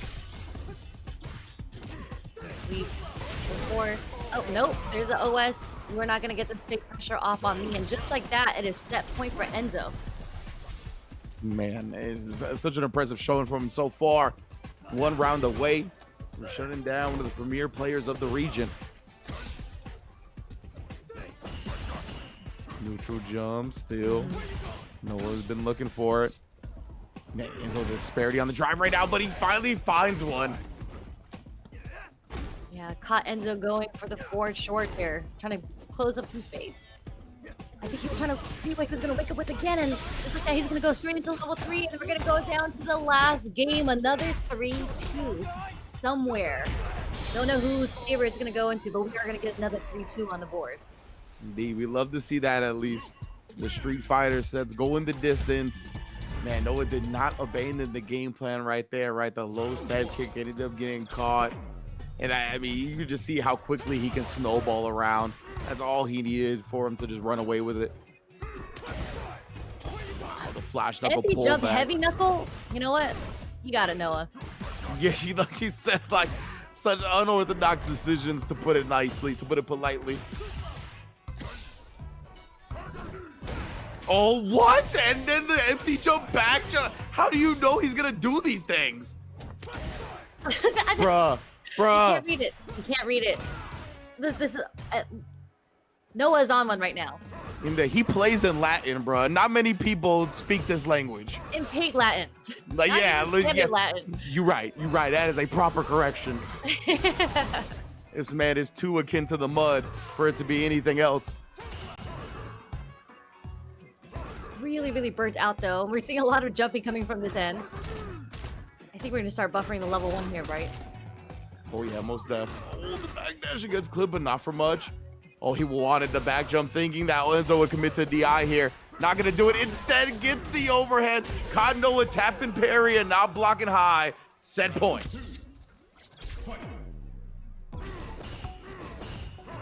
How is Noah gonna come back from this? I don't think he's gonna switch up his plan. He Oh, might definitely just need not. to, I don't know, clean it up a little bit more, but I don't think his plan's gonna switch. I think we're still gonna see a lot of neutral jumps and back jumps. Yeah, but now Flash Knuckle bully games as well. Especially now he's got the 3 bars, right? If you DI it, he can cancel into the CA. Oh, excuse me, I was looking at the wrong meter. Yeah, but he's about to get it anyways. But that's why Enzo knew, and that's why he did his own jump back. So smart, right? That is one of Noah's primary strats in Burnout, is going for that heavy Flash Knuckle. You've already been bullied to the other side of the corner. Noah, whoa! Can't be what he wanted, but nonetheless. I think he was trying to get the stand medium punch there, just build his Yeah. facing out overhead instead. But again, one more hit. If Enzo gets a strike, it's over for Noah. He wakes That up is with gonna a catch the overhead? Oh my goodness, he's still alive. What's the next sequence though? What's you gotta jump out of the corner, right? What do we feel like you can't jump because he has DP into the CA. Yeah, he's been so automatic with it. Oh, the counter hit jab. We are going to a final round. Stand jab needy to take it for Noah. No bar though, huge deficit. But again, the neutral jump roundhouse connects for Noah. Such big damage, a huge reward off of it, huge damage. We get the corner afterwards as well. Big tech, Enzo needs these right now, but just as I say that, the dry fresh jab goes unchecked. Oh, open him up. Wait a minute. Are we gonna spin it? No, the back throw instead. Sneaky stuff. Oh, and he was ready for the jump as well. Cancel it to the level 3. Get this big drive advantage to try to close out this set. I mean, but it's so scary because Noah also has 2 bars, and you know he's always ready with the reactions. Oh, he parried. Oh, wait. Oh my, how, bruh? Dash into the level 2. He didn't even go for the easy combo. He did the medium knuckle into the dash level 2. Insane stuff from Noah. Keeping it clean, keeping it clutch, sticking to the plan that was working out so well for him. And he takes it in the run back. And he is just relentless, bro. Like, in the situation, right? Final round of the set, you barely got any health left. You died to a counter hit button, almost any counter hit button. So many people in that instance would hesitate for at least a heartbeat. Him, I'm pressing crouch medium kick. And like at that moment, it's not how most players respond. And because of that, I mean, he gets so much success, man. Yeah, he was like, nah, I'm in there. I'm not trying to wait to see what you want to do. You're going to have to react to what I want to do. Wow. Yeah, that is like one of the things I really like highlighting about his style, is that he puts the onus on the opponent so much, right? It's up to you to be the one that reacts under pressure. It's up to you to be the one that gets the answer when all the lights are on, when everything's on the line, right? He's so good at exploiting that. Yeah, so with that being said, he moves forward to fight against Nephew. Now, I think because we talked about how well of a perfect parrier that Nephew is, like, it's a whole different beast.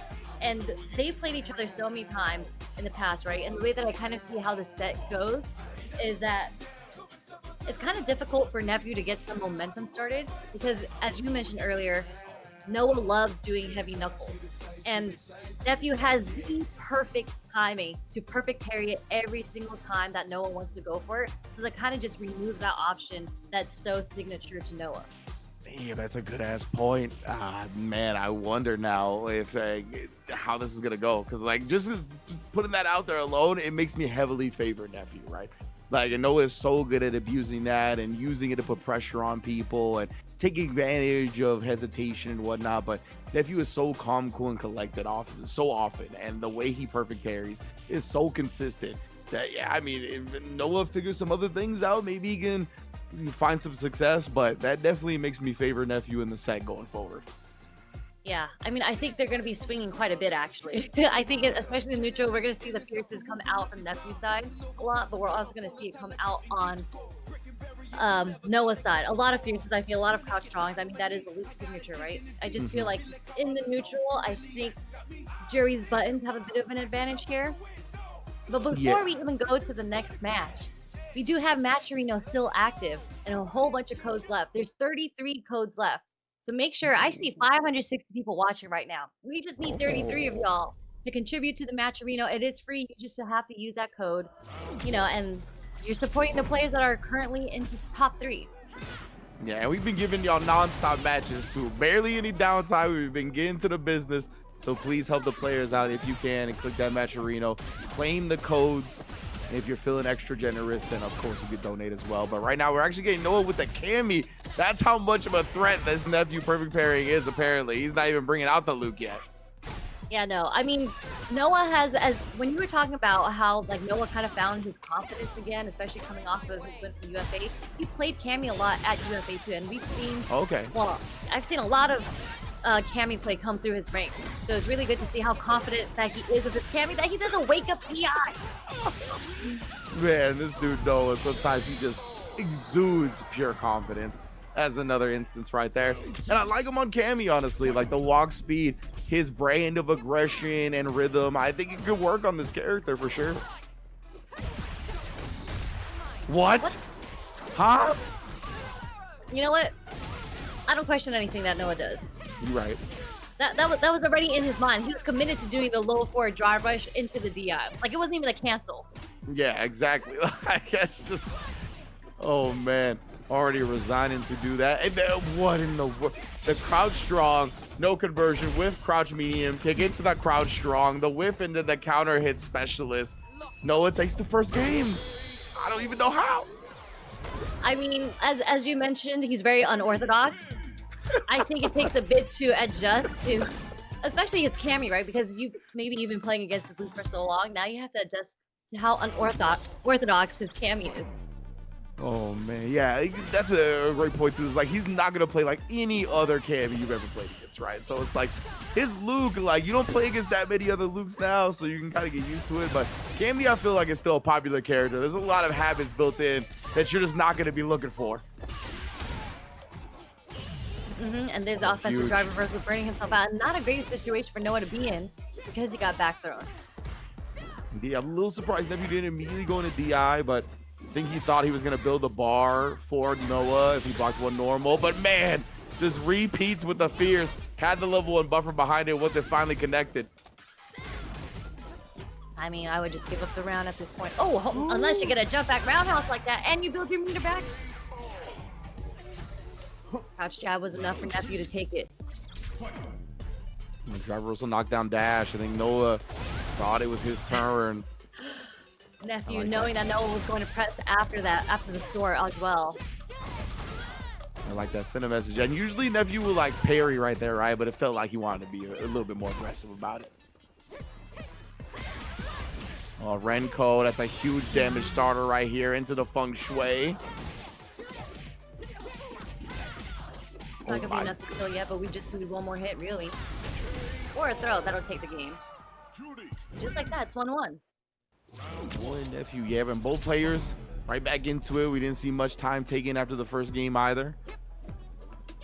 Now that I think about it, that low forward drive rush into the delayed DI, I think it's because no one knew what Nephew was going to do because he does the OS against like unsafe block stream. But because the low forward hit, it kind of threw Noah off, so he hesitated.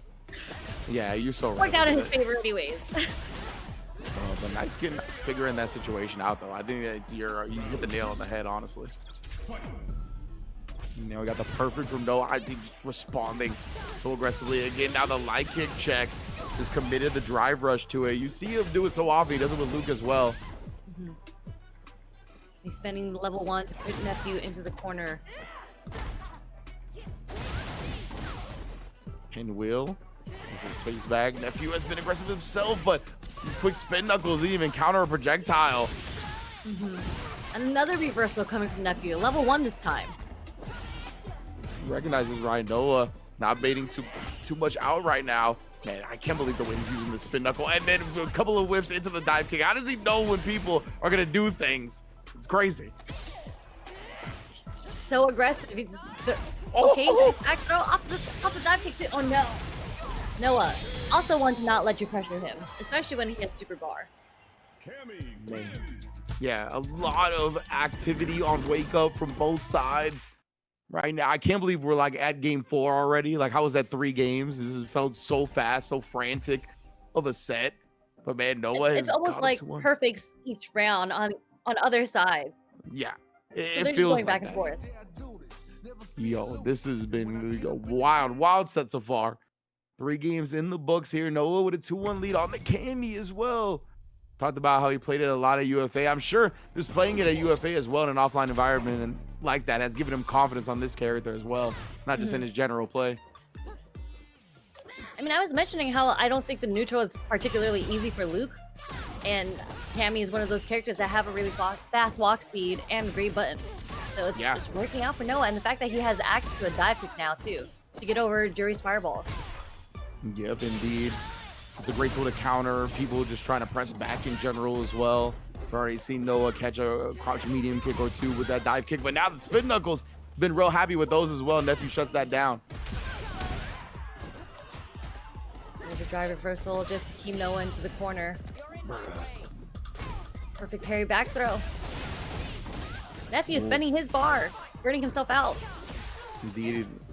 Oh my goodness, what is happening? Nephew presses so much as well. Like, you just get dragged down into the mud, man, Noah, whether you like it or not. Yeah, I think there was maybe a misinput on the crouch there. I think it was supposed to be stand fierce, trying to get the whiff punish. I think that's why he did wake up backdash. But Yeah. who knows? Man, Noah pressed the jab on that fierce into the drive rush cancel delay. It's actually -4, but it blocks DPs and stuff, right? So you can actually punish it with the jab. It's just so often people don't do it because it's usually a button there or something like that. That was a crazy read from Noah. Noah getting his bar back. Early DP coming from Nephew, the hooligan. Oh my, the jump back button, but Nephew beats him to the button on the ground. You got the button in the air, I got it on the floor. Nephew obviously not gonna hesitate to take the round and spin the meter. Definitely, you do not want Noah to live, especially if he has all that meter and all that bar, because that pressure is coming. But that does make it scary for this very last round because Noah's sitting on the 3 bars. I think first hit, he might dump into level 1. Yeah. Oh, the driver's jab from long distance too. Nephew tried to check it. Man, that was such a good angle to jump at.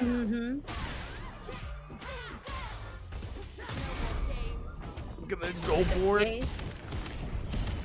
And it hits. How, bro? He was right with it, immediately going for it here.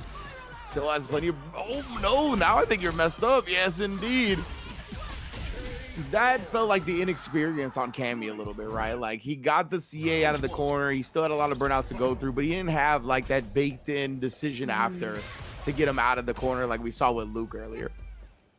Yeah, he didn't have the setup, and I think he was maybe hoping for a spiral arrow to like at least put Nephew in block, but it completely whiffed. Yeah. Nephew a little too far for the throw there. Noah baiting out the ODP. Huge right there. Throw tech from Nephew though, but still just got so much drive gauge whittled down.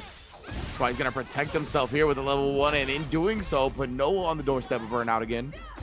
Oh, landed on the fireball. Oh, what a sequence from Nephew, knowing that Fierce was gonna burn Noah out. Noah wasn't ready for the burnout sequence. Gets DI'd, gets done. Nephew, match point. We know once Noah's in burnout, right, it's damn near impossible to DI him. But doing it like that, you know, the DI putting you into the burnout and then the stun happening, that is one of those moments where you can really exploit him. There's a perfect parry that we're seeing also right on the meaty spiral arrow. Whoa. Too many whiffs here, but again, Noah keeps him compact, very short whiffs. Hard to react to. Big perfect parry on the spin knuckle again, though. Here's to burn out Noah. We have Bar though.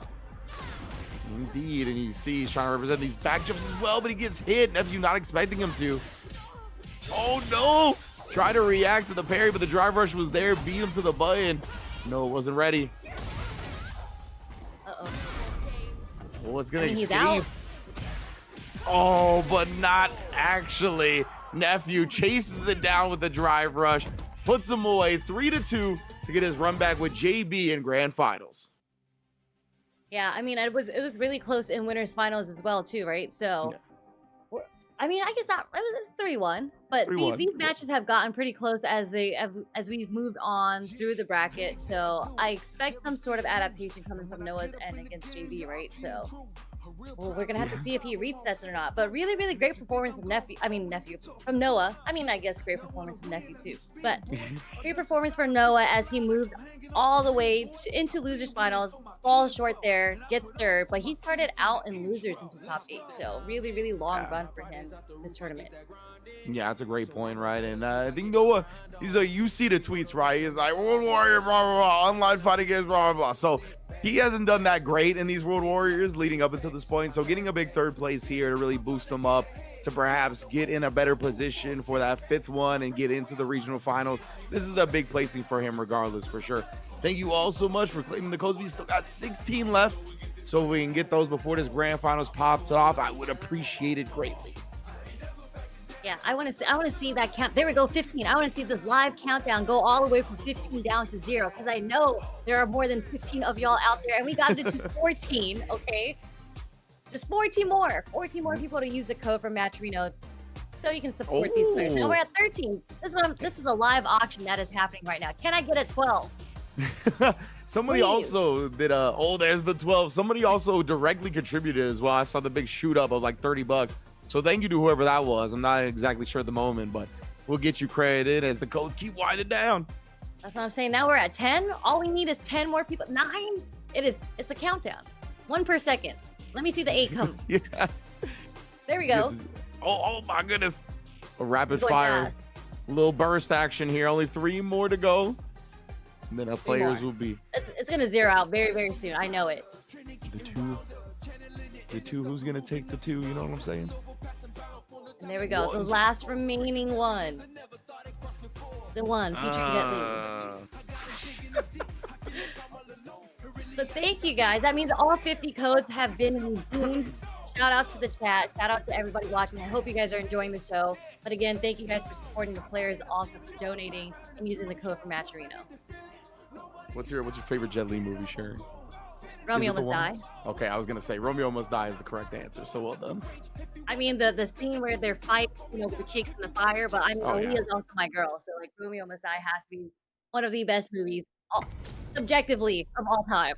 Yeah, 100%. I couldn't agree more. But now, grand finals has arrived. It's going to be JB on the Rashid in winner side versus Nephew on the loser side. On the jury, of course, this is a Canada NA West World Warrior number 4. See who gets in prominent position going closer and closer to the regional finals. Indeed. And this is going to be JB's best showing, honestly, because he's guaranteed second at this point. Yeah, it's a great spot for JB to be in. Nephew as well. One of these players earning a very top placing. And again, it is those 3 highest placings that matter to get into the regional finals. Indeed. And we saw earlier, they actually had quite a bit of a fireball war as well. Yeah, both of them were really trying to set up shop hard. And that's another thing we saw earlier as well, right? Nephew looking to parry after these -3 frame situations. And JB has been trying to walk up and parry punish. Does it successfully again. I mean, straight up with the counter hit walk and jab is able to set up your star off of that. Oh, man, these parries from Nephew. Usually they're so perfect, right? JB right now, he reads that. He knows that's what Nephew likes to do. Just sticking in these throws, beats it to the button there. Wake up crouch jab actually works for Nephew. Getting the counter hit, able to activate feng shui, probably take JB all the way to the other side. What? What a deep cross up. I literally looked away like to cough into my arm. I just see him on the other side. I'm like, how'd this happen? It was like at his ankle. ACL injury for Rashid, out for the season. But wait, JB miraculous healing powers. Oh my, unfortunate. Okay, they are swinging right now. Ooh. And there's a fierce into the DI. Very unfortunate sequence for JB2 with the tap parry. Or the throw as well, because it was punish counter. Put him into the burnout range. Yeah, you get your parry attempt thrown, right? It's not even just the punish counter damage, but it's the parry drive gauge that you could make beforehand, too. You just lose so much.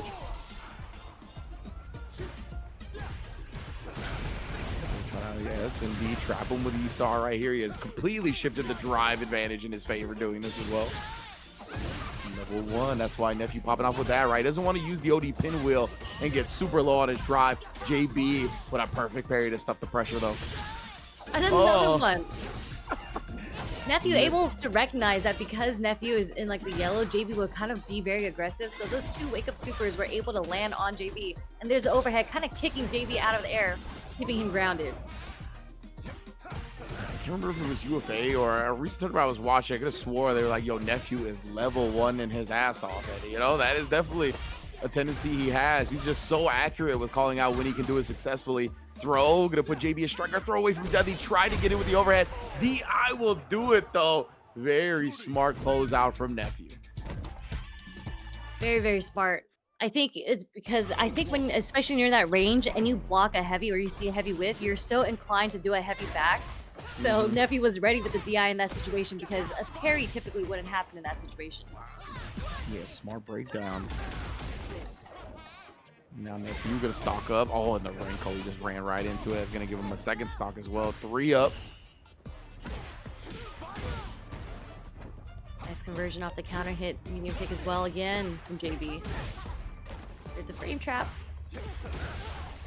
More frame traps. All day. Oh, the parry as well. Finally, right, JB recognizes the situation, recognizes that the level 1 is in the shadow, and it's a scary sight. There's a drive rush, low light kick, does connect again for JB. We've seen it connect twice for him so far. Catches a lot of people walking back early into the round too. Yeah. Like, it just kind of feels natural to try to like hold back against drive rushes, and yeah, you got to be very wary, especially the crouch. Drive rush crouch light kick is so prominent. Down back is a must. No punish on the whiff either for both. And there's that forward heavy kick that we saw so earlier in winners finals that JB used so much and got so much damage off of. Yeah, JB is automatic with that, man.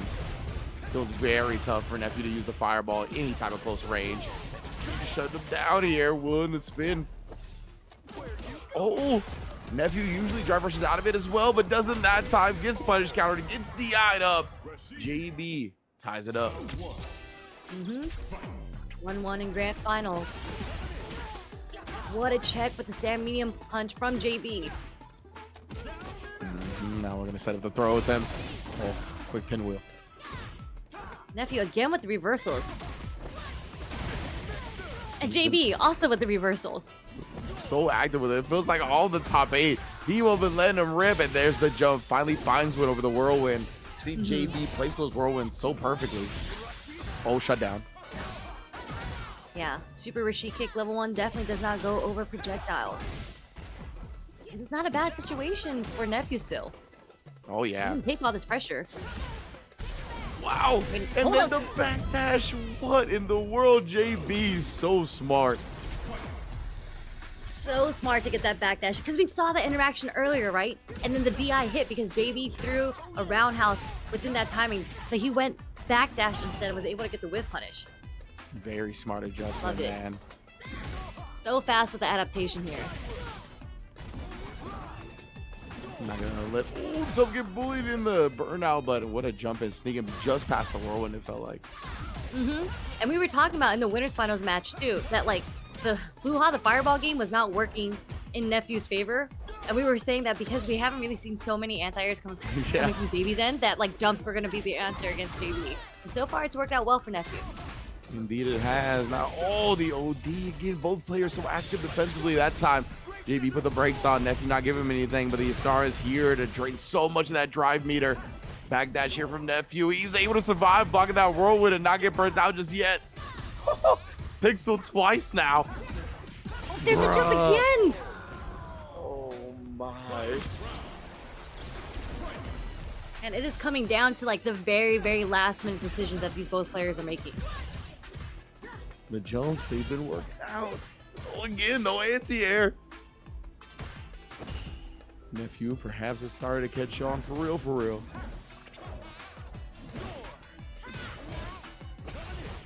Oh. Block this time on the drive rush low. Yeah, so his down back adjustment, we talked about it. It's a must. Nephew trying to buy some time, right? Get that big parry on the SR, build up all that drive gauge back, but JB still has the corner control. Life lead on JB's end right now, but there's a perfect parry coming from Nephew. Back throw. What's the sequence? Overhead. Oh, after that though. Oh my goodness, JB. I think he was waiting for the parry. Nephew usually does it after that button. Look at the movement coming from JB too. There's a lot of twitching going on. Indeed, the Renko kicks is such a prominent starter. You don't have to spin any meter, recovers from the throw just in time. Oh, no Nephew flinching. with the defense. Are we going to see a funk sway or are we going to save it for the level 3? We might want to save it for the level 3 now. No anti-airs either side right now.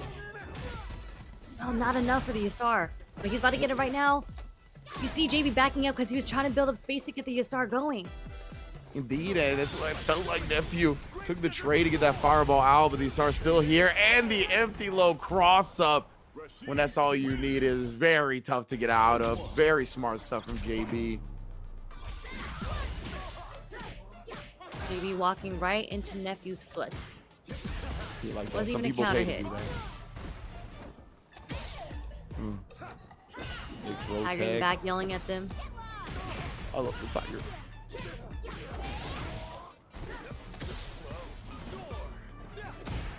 There's the jump again. Got caught committing to a button on the ground that time. No anti-air for Nephew though either. D-Air has ruled this environment so far. Yeah, you can see Nephew's trying to close in the space because JB is kind of on the brink of building another Yasar. Yeah, right. Nephew has been looking to take that away from him, man. Any means, and then the Fierce confirms it with a drive rush cancel as well. Oh, come back down. Yeah, I wonder what JB's doing in the round start of these both rounds because Nephew's been able to get that Fierce to connect. Round start. Not even as a counter hit or anything. Yeah. Oh no, the Eagle Spike drop. He's got the level 3. He's not only gonna burn him out, he's gonna just straight put him in the dirt. That's a tied up set now, 2-2. We're gonna be one game away from either side. We're gonna settle this first set regardless. I mean, how very unfortunate that the Eagle Spike dropped. Yeah. There's so much recovery on that. Nephew was able to get a full combo punish for the kill into level 3. Literally, you get the imagination punishes. Like, whatever you dream of, you can get off an Eagle Spike block. No with punish yet. And Nephew has done such a good job now down backing against the drive rushes as well. Overhead trade a little too far for the elbow to connect. We saw 2 of them come out. Yeah, Oh, wait, again? No, bruh. Costing him big here. I like Nephew even using the level 1. Build some time back for your own drive. Do some nice damage. Stand medium punch picked at the perfect time. No punish on the whip throw, but he's gonna get the punish off the store. One more guess into the level 2 could be coming. Oh, man. Nephew survived this here, still in burnout. Tries the level 1. Oh, but JB baits it out. Yeah, we talked about it. We've highlighted Nephew's level 1 frequency. JB caught on big. Just like that, it's match point for JB. To be fair, Gotta see if JB, Nephew can, reset the bracket from this point. But what a check with the crouch jab. huge.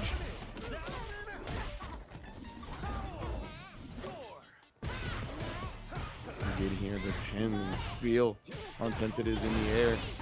A big OD to block the block string, or I should say counter the block string. With punishing low forward, and this should be it. We're gonna dump all the bar. We saw how much damage this did last time. Indeed, JB, no execution errors here. Takes it 3-2 over Nephew for first place in US Canada West World Warrior number 4. Really, really great showing from JB. So dominant all the way from winners. Did not drop into losers at all. So That means JB is the champion of World War US Canada West number 4. That's awesome, man. Big ups to JB. Like we kind of talked about it a little bit at the start. We saw JB in winners. Not seeing him as much as we're used to, but here roaring back onto the World Warriors scene with a first place finish. You love to see it. Yeah, I don't know if we're going to have a chance to see the leaderboard based on these results because I think, production will have to put together numbers pretty quickly. But this does put JB in a pretty good spot. As you mentioned earlier, Ringe, in the top 3 placements within World Warrior that will get you and determine your place into the regional finals of top 8, with the top 4 being winners. Second half of top 8 will start in losers. So JB's is sitting in a pretty good spot right now. Yeah, definitely. That graphic, I see Incross in the chat. I think we'll see the updated Wikipedia when the points are ready to go. Yeah, I was gonna say you can think a variety of places will have them available pretty soon, right? Like I think the Level Up series Twitter will have it soon, Incross will have it on Wikipedia, and then StarGG also has like the list of the results, but it's by like total points. It's not by like the top 3 placings, so you have to do some work if you want to do it through StarGG. But yeah, they will definitely have updated leaderboards very soon. Incredible performance by JB Nephew. Great job as well, right? All of our top 8 participants and beyond. But that's about it for me and Sherry. You want to tell them anything before we get out of here? I mean, shout out to Zenny for being a sponsor for Wednesday Night Fights. We always love seeing the community getting support. We love seeing more brand sponsorship, bring more money into the fighting community is what we try to do, what we try to accomplish for everybody out here, right? So I want to give a shout out to everybody that's been watching, tuning in. I hope you really enjoyed all the matches. We did for sure, and really hope you guys enjoyed the commentary with me and Ringe. But if you want to catch us, you can find our tags down here. I am at Terrygenics on all social media platforms. You can find Ringe's is over here. Yes, at Ringe _ on everything. Well, on Twitter, actually. Just yeah. So again, appreciate everybody's support. Everybody that donated to the Matcherino. Thank you guys. And I guess we'll see you next time, right? Yeah, we're gonna get out of here. Thanks everybody. Peace.